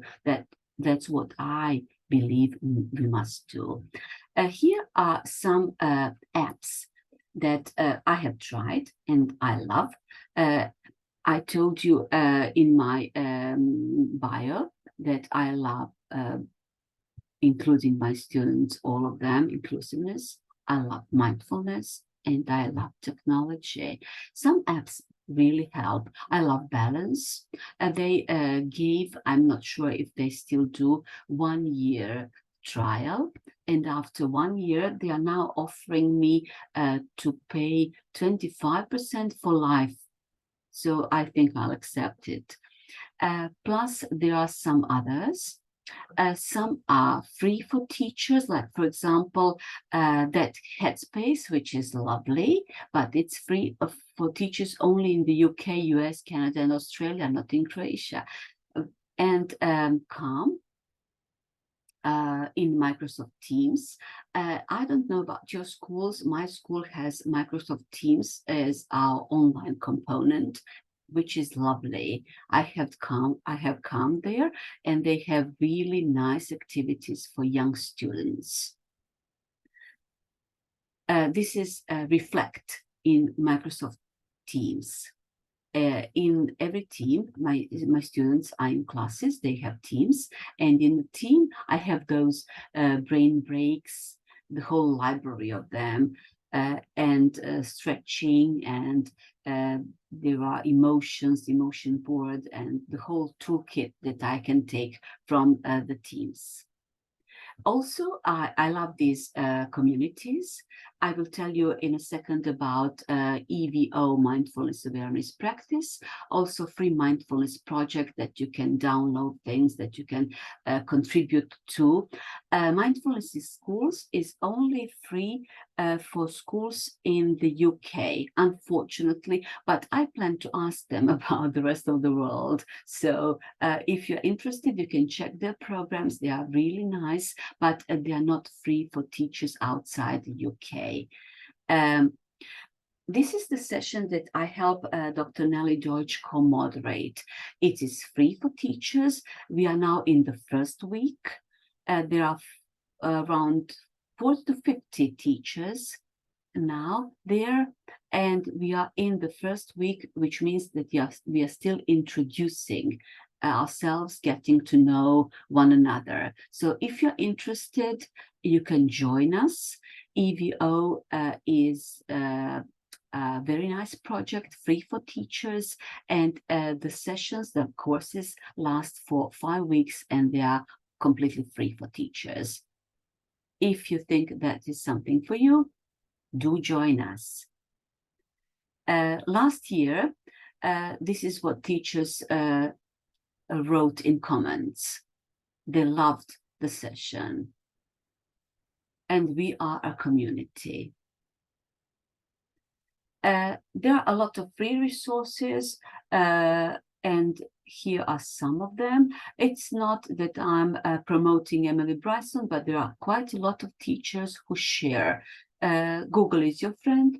You will find a lot of teachers, even if you're not a member of communities. But if you are in one of the communities, people share a lot of audio materials, a lot of drawing materials, and other activities that you can use with your students. Now I would like to hear from you if you use mindfulness in your lessons, And if you think that you have heard something that you use exactly the same, or something that I mentioned that you use in a different way, so that maybe we can compare how we use the same materials or we use the same ideas in the classroom. So Anna, if there is anything in the chat, please let me know. I'm keeping an eye on the chat. People are probably still gathering their thoughts, but Okay. I was just going to say that, I mean, I'm a big fan of using the 5 senses. I think and it's such a nice framework for students. It kind of guides them, but it does make them stop, or even us. It makes us stop and notice things that otherwise we wouldn't notice. And how often, like, do we use smell? You know, do we actually notice smell or the tiniest sounds? There's another thing that I forgot to mention. My school works in 2 shifts. It's a very big school. We don't have space. So sometimes we have classes in the afternoon, and that's when the students are really tired and not focused. And I love visualizations then. When they're really tired, they visualize they are like a melting snowman, or a fluffy, they are lying on a fluffy cloud. They love that because they are not focused, they are tired, they cannot work more on the grammar or vocabulary or lessons in English. And then after just a few minutes of mindful activity, they are ready to give a bit more. Yeah. It's also it's not a waste of time. It's an investment, isn't it? Because unless they're open to learning, so there are 2 ways then. The teacher can go on and be angry that the students are not learning, or turn around, see what's going on in the classroom, and then adapt. That's what I'm trying to say. Look at your students, try to adapt, try to help them learn and not teach, regardless of no one's learning, or all of them are learning. So it's important to read the room, isn't it? Yes, and interpret what's happening in the room, and perhaps not so focused on the lesson plan and checking those boxes. Right. And you accomplish more than if by just sticking to your lesson plan. That's my experience talking. 33 years in the classroom. Absolutely. Okay. We've come to the end. I wanted you to just stop and think.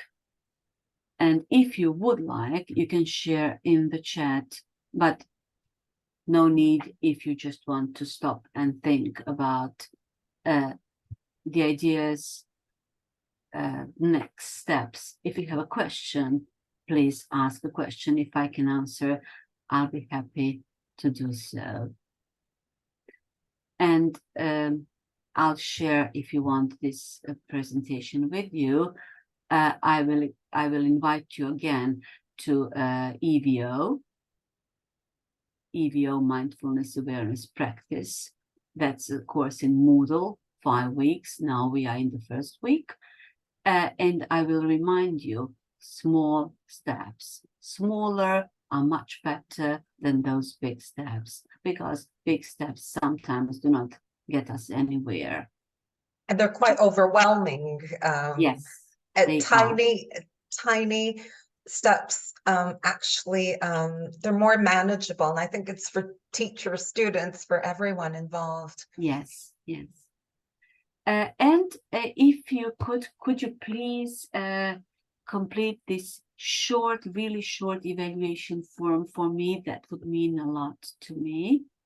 Mindful EFL 4, if you're using the link, or you can scan the code. And if you have a question about anything I said or any link I shared, please ask in the chat. If I can answer, be happy. And I'll share my email address. So if you have any question that you think about later on, please contact me. If I can help, it will be a pleasure and honor. Well, we have a lot of great, no questions, because I think people are reflecting, as I said before, the head, the heart, and the hand.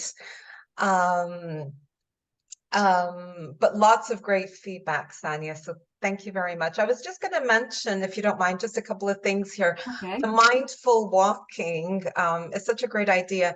I do mindful taking out the garbage because I have to walk a bit because I live out in the country to take the garbage out. Mm-hmm. And taking the garbage out, garbage is not a pleasant thing, isn't it? And in life, we have all these unpleasant things. Mm-hmm. So I do this mindful walking to the garbage bin, the rubbish bin, to take away, to get rid of the garbage. And I think mindfulness, in a way, is that, isn't it? We're getting rid, or somewhere we're placing it where it should be, in a mindful, in a very mindful way.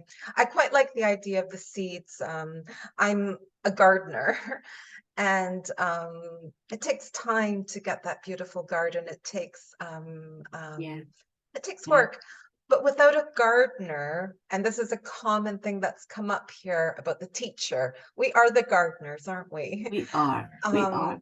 But a gardener, you know, we take care of our garden, the weeding, the pruning, the grafting, all of that.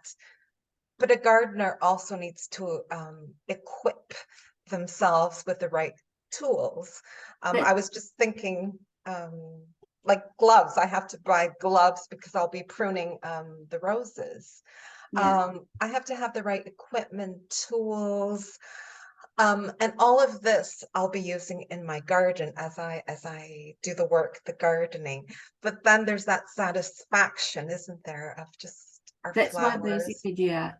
Yeah. We are that gardener, and if we do not have the equipment, and if we do not think we need it, if we do not know, if we are not well aware that we need it, we cannot work in the garden.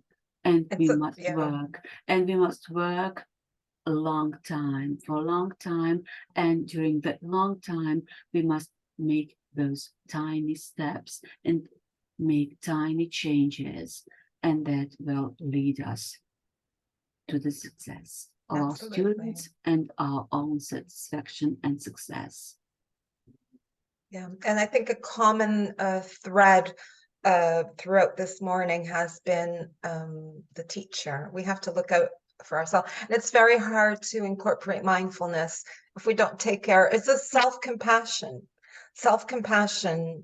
It's so much easier, compassion towards others, but it's that self-compassion, is that being open to compassion from others. So you brought this up and others about us as teachers. We really have to look inwards, tiny steps with mindfulness practices ourselves, and then bring it in as gardeners as we look after our garden.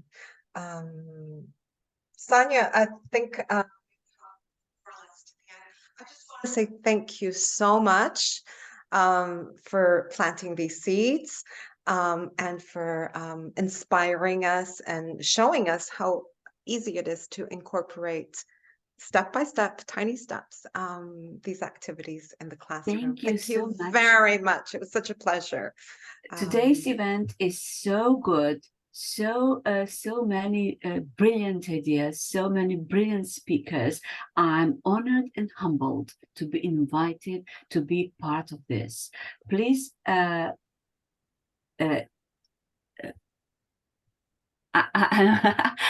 lost two words. It's okay. So good. I didn't expect this event to be with so many ideas, with so many good speakers, with so many brilliant people around. Thank you. Thank you. And it's also lovely that our community has expanded to outside of Portugal. And I think all of this learning with other contexts and cultures also help us grow. So thank you very much. And also all these connections are so important. Very proud to be today here with you, and please include me when you have any. Oh, don't worry. Include me when you have any, when you have any lectures, when you have any workshops. I would like to be a participant. Of course. To be with you there, to be part of your community. You won't get rid of us that easily. Thank you. Okay, I'm gonna, as with all the other presenters, and I'm handing it over to Zé. Yes. Okay, thank you. Jose, goodbye, goodbye, Anna, goodbye, everyone. Thank you for having Thank me. you very much. Thank Very, you, very Tanya. Tanya, thank you so much. Such a pleasure to have you here. Thank you very much. You won't get rid of us. That's maybe a problem. It's not a problem. It's a pleasure. Thank you. Bye. Bye-bye. Thank you. Well, we've got 3 minutes to go. So if you want to, well, just stretch and do anything, up to you. Right? See you in 3 minutes. Thank you very much. Thank you then. And also, don't forget the head, heart, and hand as we're reflecting through this morning. Okay. Right. Okay. So thank you very much for keeping for being here until this time. It will be another hour and we'll be finished. Okay. I hope you've been enjoying and liking and finding it useful. All of it, I have. It's been very, very interesting so far. I hope the interest still remains until 1 o'clock in the afternoon. Well, as you know, unfortunately, Tanya Castillo is not being able to be with us. She was taken ill. So I replace her in introducing an app, which is called UCLA Mindful, University of California, Los Angeles, Mindful. And it's a really wonderful app. It's for free, and it can be used by anyone. The director of this app and project is Diana Winston. She is the director of the Mindful Awareness Research Center at UCLA. And she's got a lot of colleagues who help her in this project. And I'm going to divide this session into 2 parts, okay? First one, I'll walk you through the app itself so that you can have a feel of what it looks like and how to use it. And then I'll inject, I hope, 2 mindful practices. We've got about 45 minutes. The first one will be a very general guided meditation. And the second one, which I think will be very appropriate, is about loving kindness, which is rather connected with compassion, which was mentioned by and talked about by Marcela Matos. So I hope you like the 2 of them. Right, let me see whether I can share the app. Okay, I think I can. Okay. Right, as you can see on your screen, there are 6 sections here, right? It's all very clear and very simple to use, as you can see. So if you want to start, there are some introductory sections. First one by Diana Winston, Introduction to Mindfulness.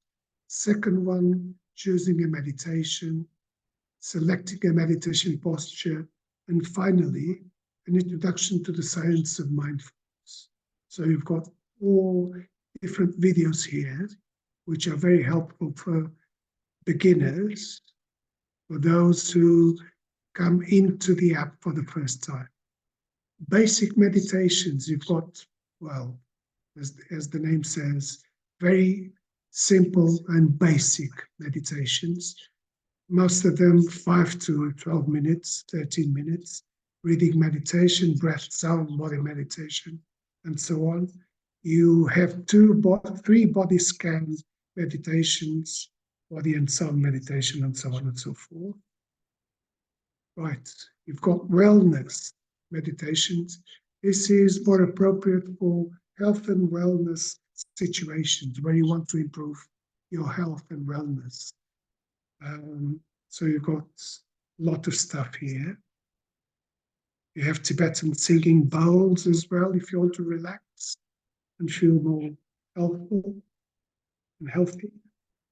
And you've got a treasure trove of guided meditation. Every week, the staff at Mark leads guided meditations in the Hammer Theatre, located in Los Angeles. And they are 30 minutes, and they go back to 2013. So that's 10 years at least of meditations, if you want to access the whole lot. It's all, and they're all available podcasts, okay? So just have a look. You've got thousands of guided meditations. So just, the only problem is to pick the one you want, really. Then you've got very simple things. If you want just to have a timer, you can use the attached timer, okay? And it will signal you when you begin and when you finish. Okay, so that's about it. Diana Winston has been developing a novel approach to mindfulness meditation practice. It's called Natural Awareness. And she's got this book that I'll stop this here and hope I can come back to. I'll share my screen. Oh, it's okay.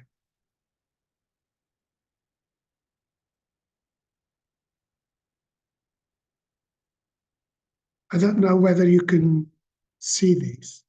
It's a book, it's upside down, but the book is called The Little Book of Being, where she expands on this approach which she calls natural awareness. It's a very open, relaxed approach to mindfulness meditation practice.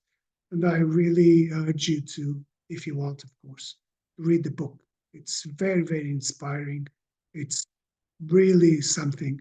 She draws from her experience in various traditions like Dzogchen from Tibet, from Zen, Japanese Buddhist approach to Zen, to meditation, to mindfulness, if you want.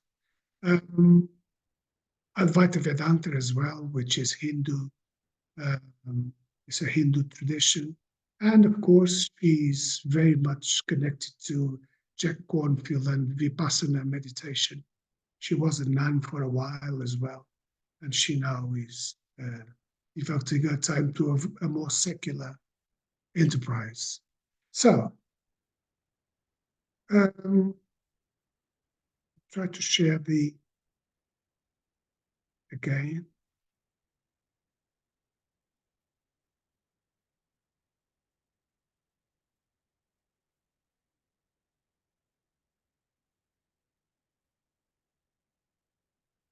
We have Zoom now.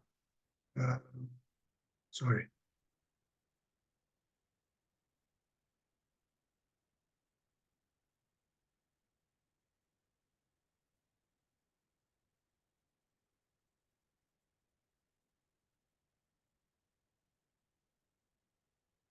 I'll take a minute to go back to the Zoom where we are.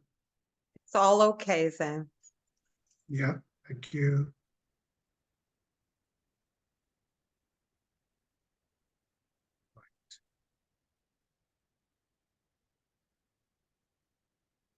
So, okay.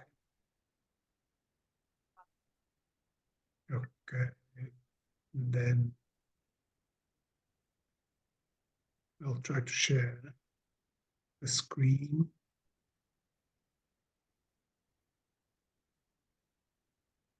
Right, so here we are.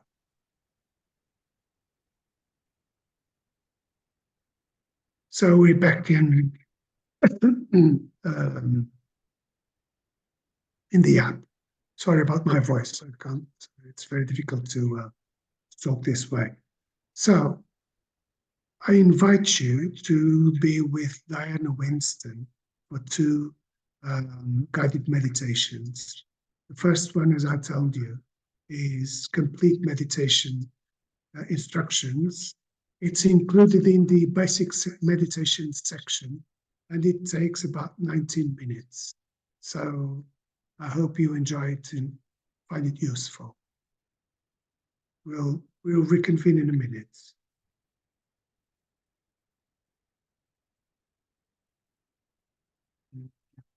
No sound? No sound. Not yet.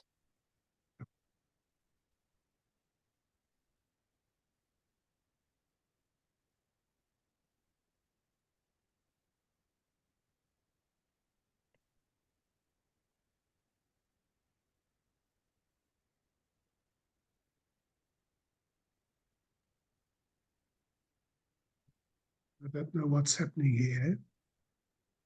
Hope I knew.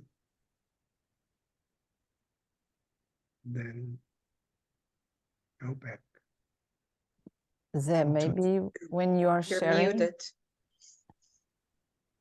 when you, But I have to share the sound. That's the yeah, But when you share, there's something to activate sound, to share sound. yeah. for it, there is. Yes, Yeah. when you share screen, you have to tick share sound. Yes, yes, I know that. Thank you very much. Okay, right. I hope that does it.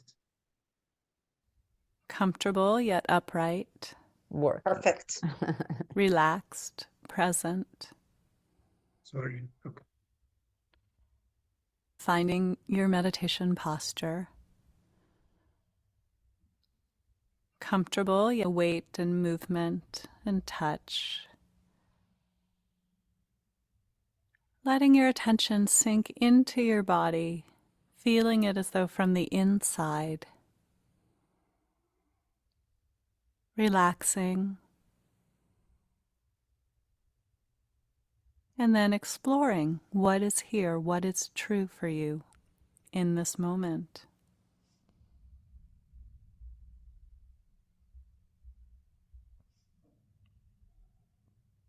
Let your attention gently come to rest on your breathing.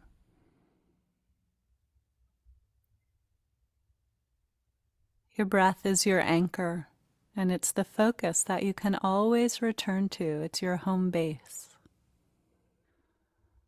So feel the gentle rising and falling of your breath in your abdomen or chest.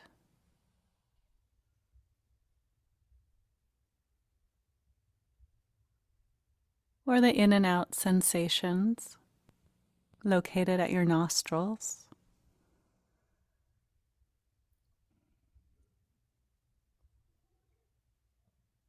So we feel one breath after the next, one breath at a time, with a curious attention. What does one breath feel like in this very moment?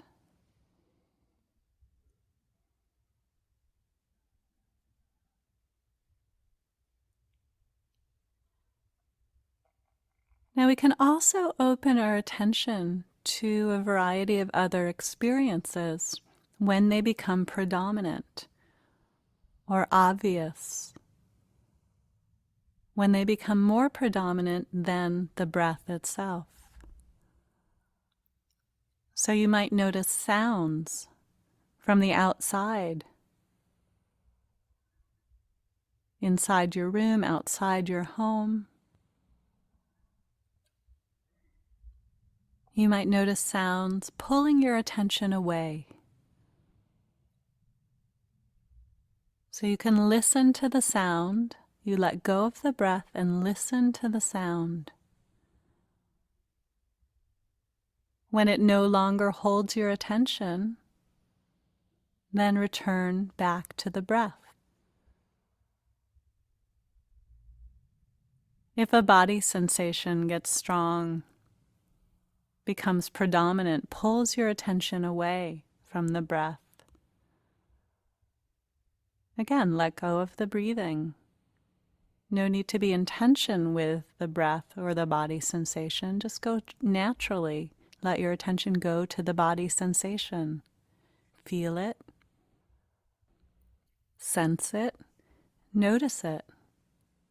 What happens? Does it grow or shrink? Expand? Increase? Decrease? Does it shift into something else?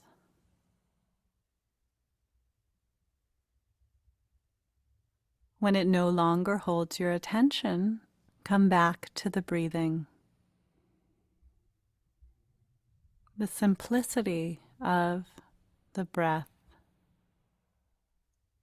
It's always available to you.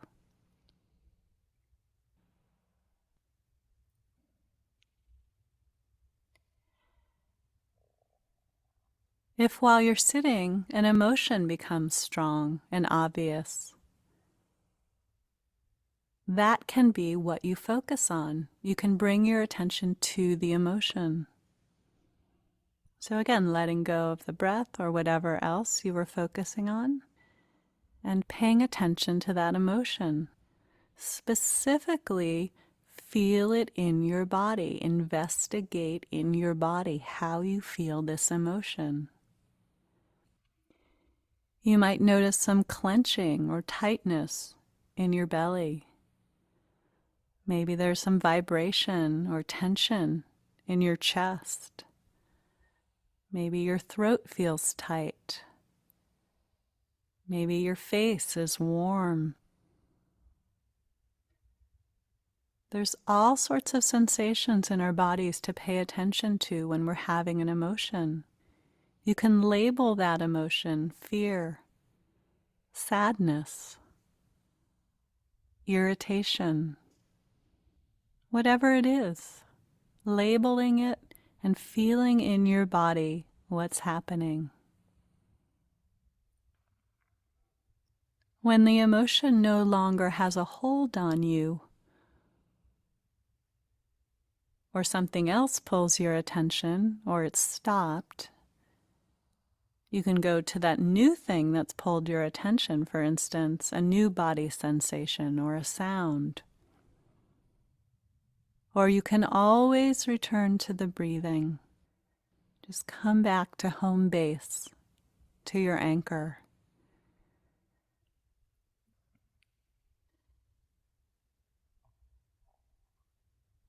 Now, if thoughts become obvious, sometimes thoughts are just in the background, in which case there's nothing to do really, just stay with being with your breath. Sometimes you notice that you're lost in thought, and you can use the word thinking or wandering, and then return your attention right back to your breath. But if a thought is repetitive, you can begin to label the thoughts: worrying, planning, remembering. Sometimes in the act of labeling them, they disappear. Sometimes they continue on. If the thought keeps going, In a repetitive way, you might check into your body and see if there are body sensations to notice.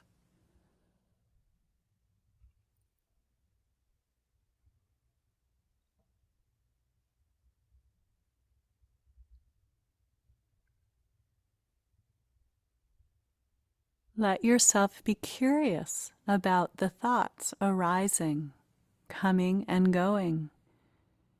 If it feels like too much, always return to the breath. So as you do this practice, the breath is your anchor.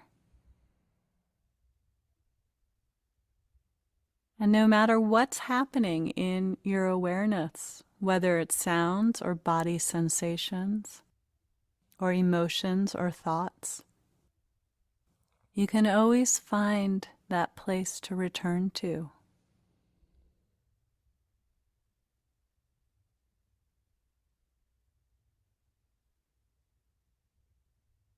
You might also notice if there's an attitude or mood in your mind, like a sense of restlessness or sleepiness, or just a general feeling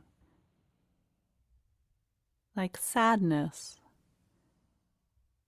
Notice if these mental states color your experience. You can pay attention to them too.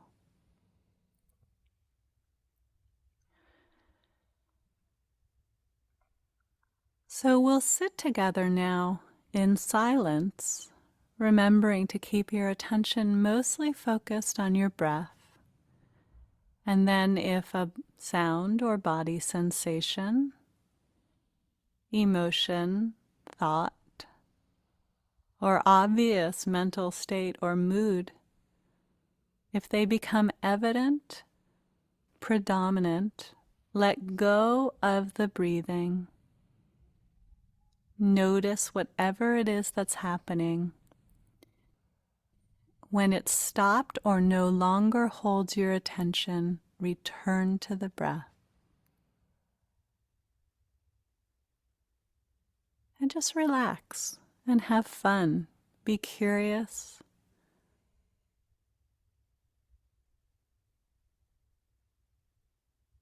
You're exploring your own mind with curiosity and openness. So we'll try this for some time now.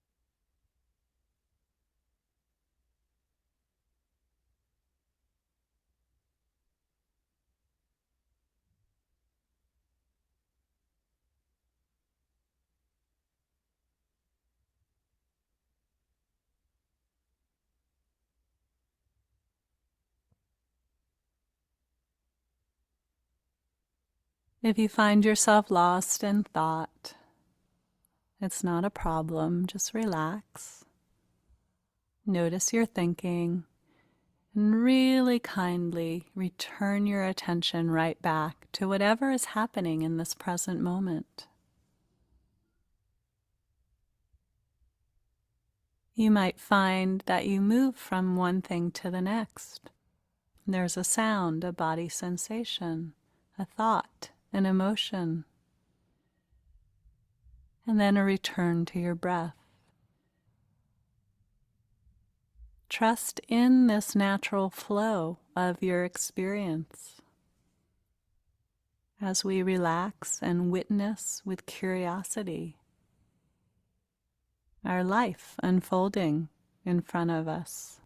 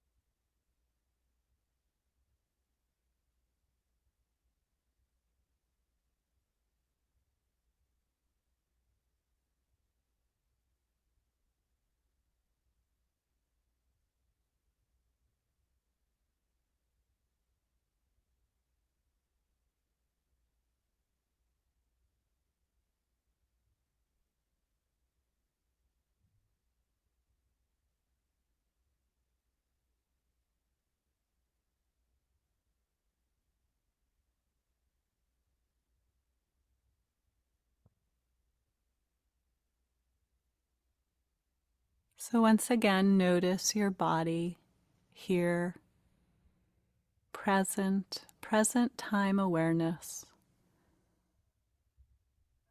feeling your weight, posture, shape.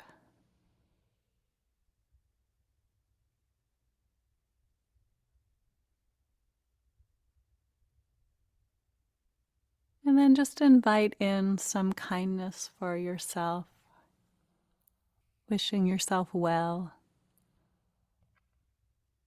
the best you can, appreciating yourself.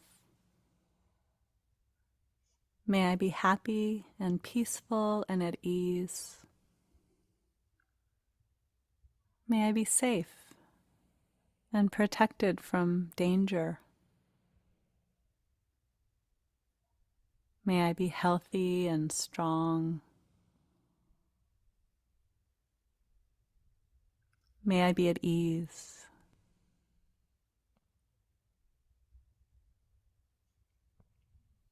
May we all be happy and peaceful and safe and protected, healthy, strong, at ease.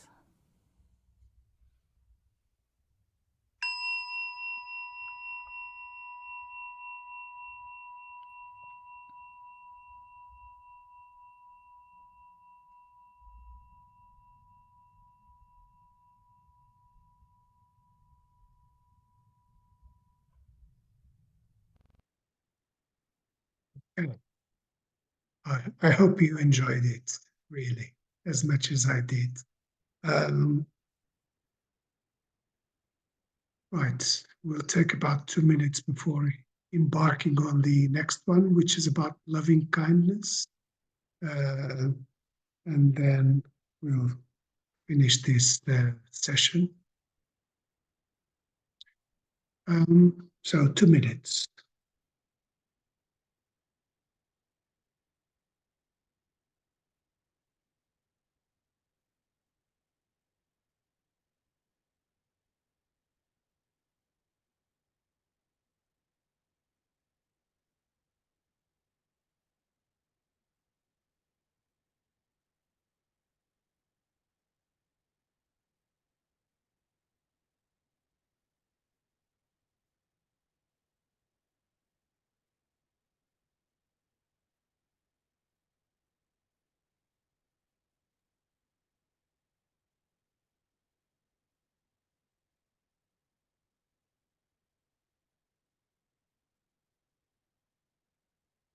Have you started the sounds then?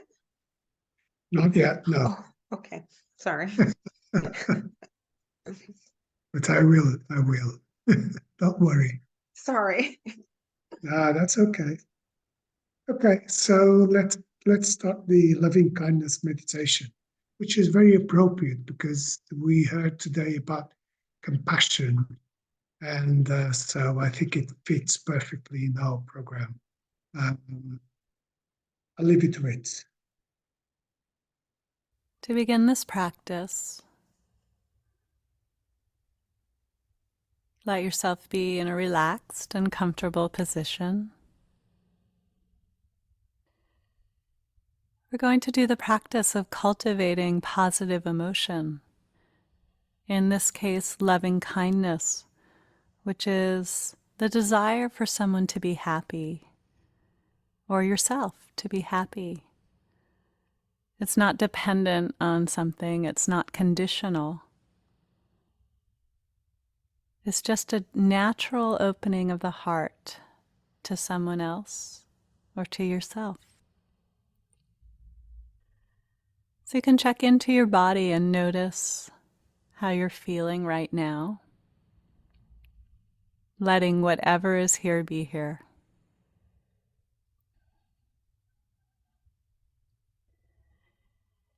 Now let yourself bring to mind someone whom, the moment you think of them, you feel happy. See if you can bring to mind, it could be a relative, a close friend, someone with not too complicated a relationship, but just a general sense that when you think of them, you feel happy. You can pick a child, or you can always choose a pet, a dog or cat, a creature it's fairly easy to feel love for. So let them come to mind, have a sense of them being in front of you. You can feel them, sense them, see them. And as you imagine them, notice how you're feeling inside. Maybe you feel some warmth, or there's some heat to your face, a smile, a sense of expansiveness. This is the loving kindness. This is this natural feeling that's accessible to all of us at any moment.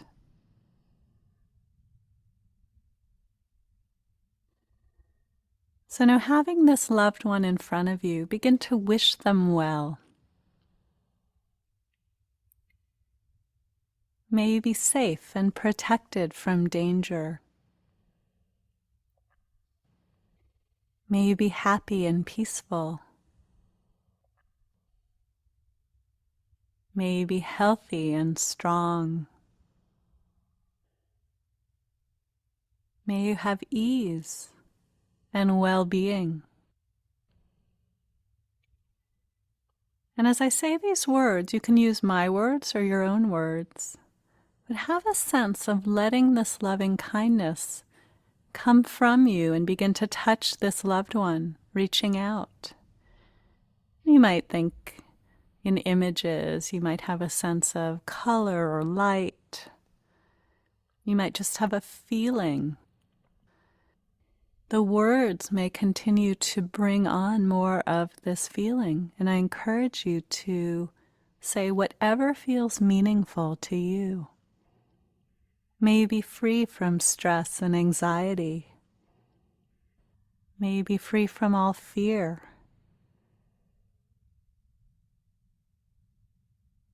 And so as you're sending out these words and these feelings of loving kindness, also check into yourself and see how you're feeling inside.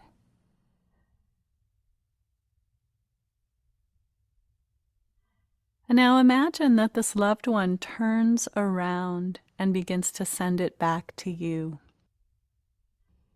So see if you can receive the loving kindness, take it in. And they're wishing you well. May you be happy, meaning you. May you be peaceful and at ease. May you be safe and protected from all danger.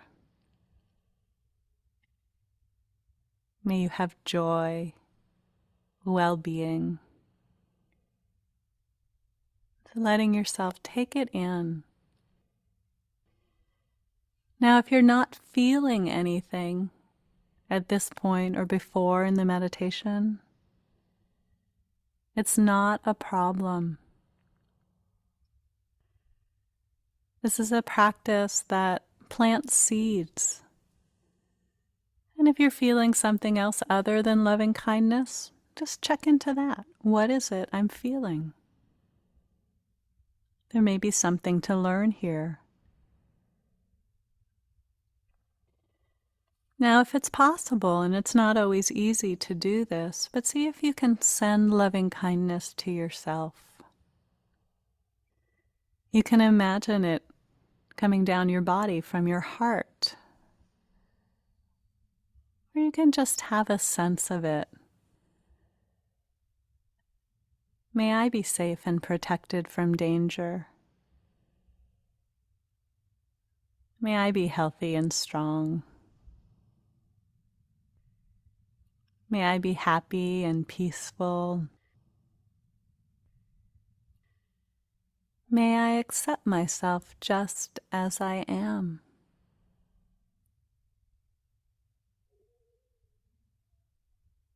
And as you ask yourself the question, what do I need to be happy? See what arises and offer that to yourself.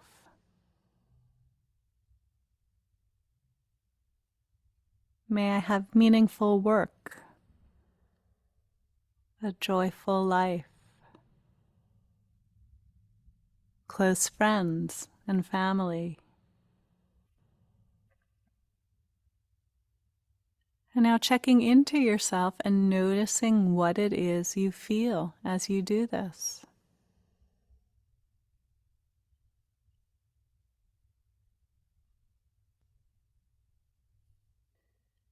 And now let yourself bring to mind one person or a group of people that you wish to send the loving kindness to. Imagine them in front of you. Sense them, feel them.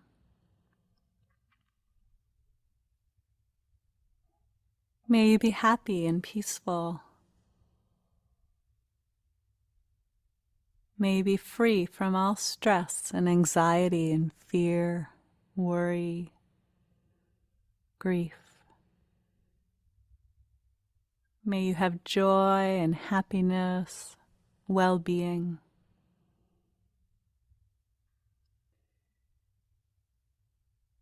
And now let this loving kindness expand out, spreading, touching anyone that you want to touch right now, in all directions.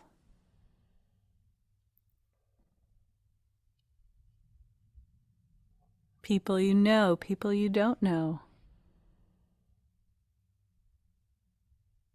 People you have difficulty with, people you love. Just imagine expanding and touching, and each person or animal, whoever is touched by this loving kindness, each person is changed.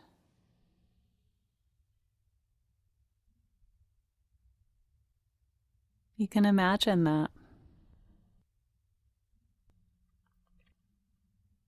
So may everyone everywhere be happy and peaceful and at ease. May we all experience great joy.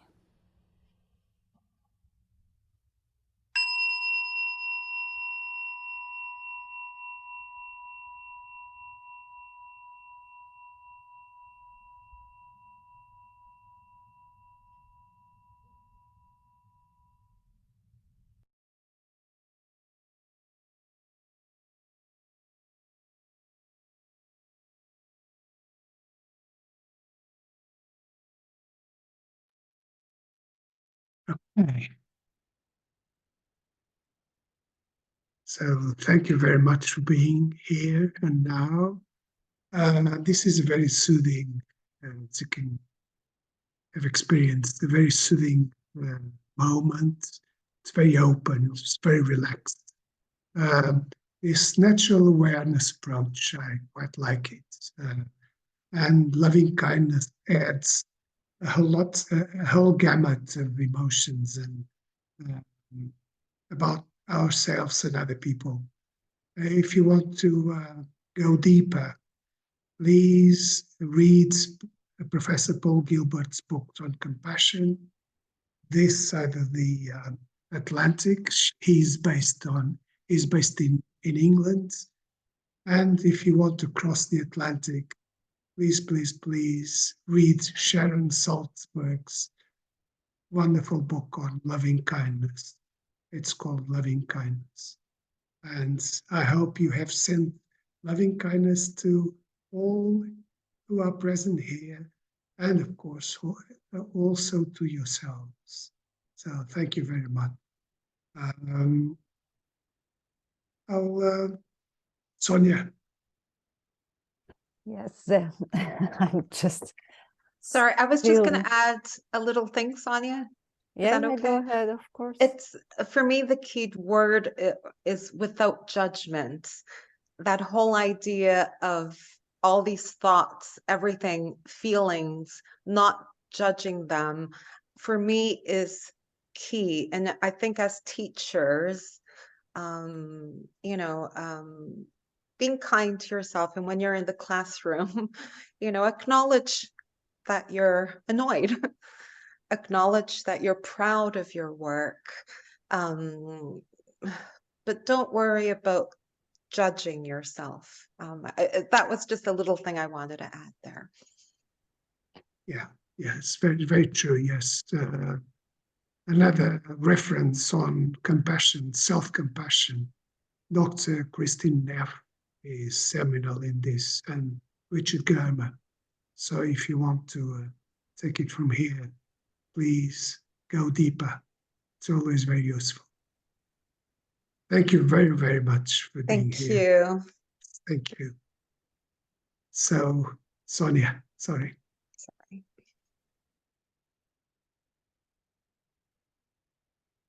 Your sound, Sonia. Thank you so much on Happy's behalf and myself. It was an excellent morning. I feel very relaxing now. I don't know how my voice is coming out. Well, anyway, I hope this morning has met your expectations and has contributed to, in some way, to implement new or not so new mindfulness activities, practice. And I would like to praise all the hard work that this special interest group of AP has been doing since it started in 2022. I believe we can confidently say now that you have created a community of mindful EFL teachers. So thank you so much for all your hard work. And last but not least, so thank you to the speakers, to all the participants. I have already shared the link for the feedback form in the chat box. Please give us your opinion about this morning, about this event. I wish you all an amazing, relaxing weekend after this beautiful morning.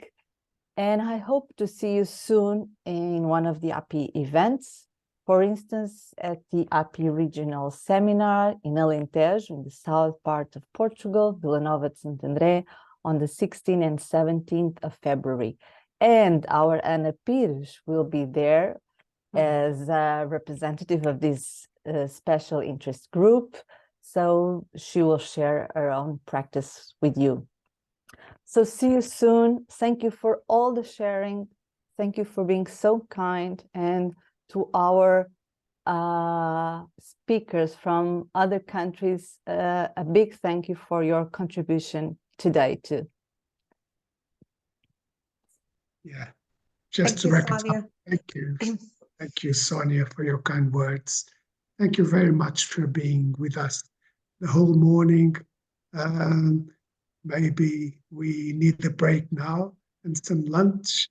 And maybe Yes. a mindful lunch. Take in all with the senses, the flavor, the texture, the smell. Putting our senses. Yeah, to work as we have a mindful lunch. Yeah.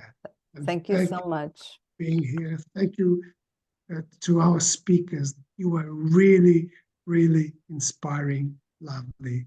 And that was great. Thank you very, very much. Okay. Bye-bye. See you Bye-bye one of to these days. everyone. Bye-bye. Bye. Thank you very much.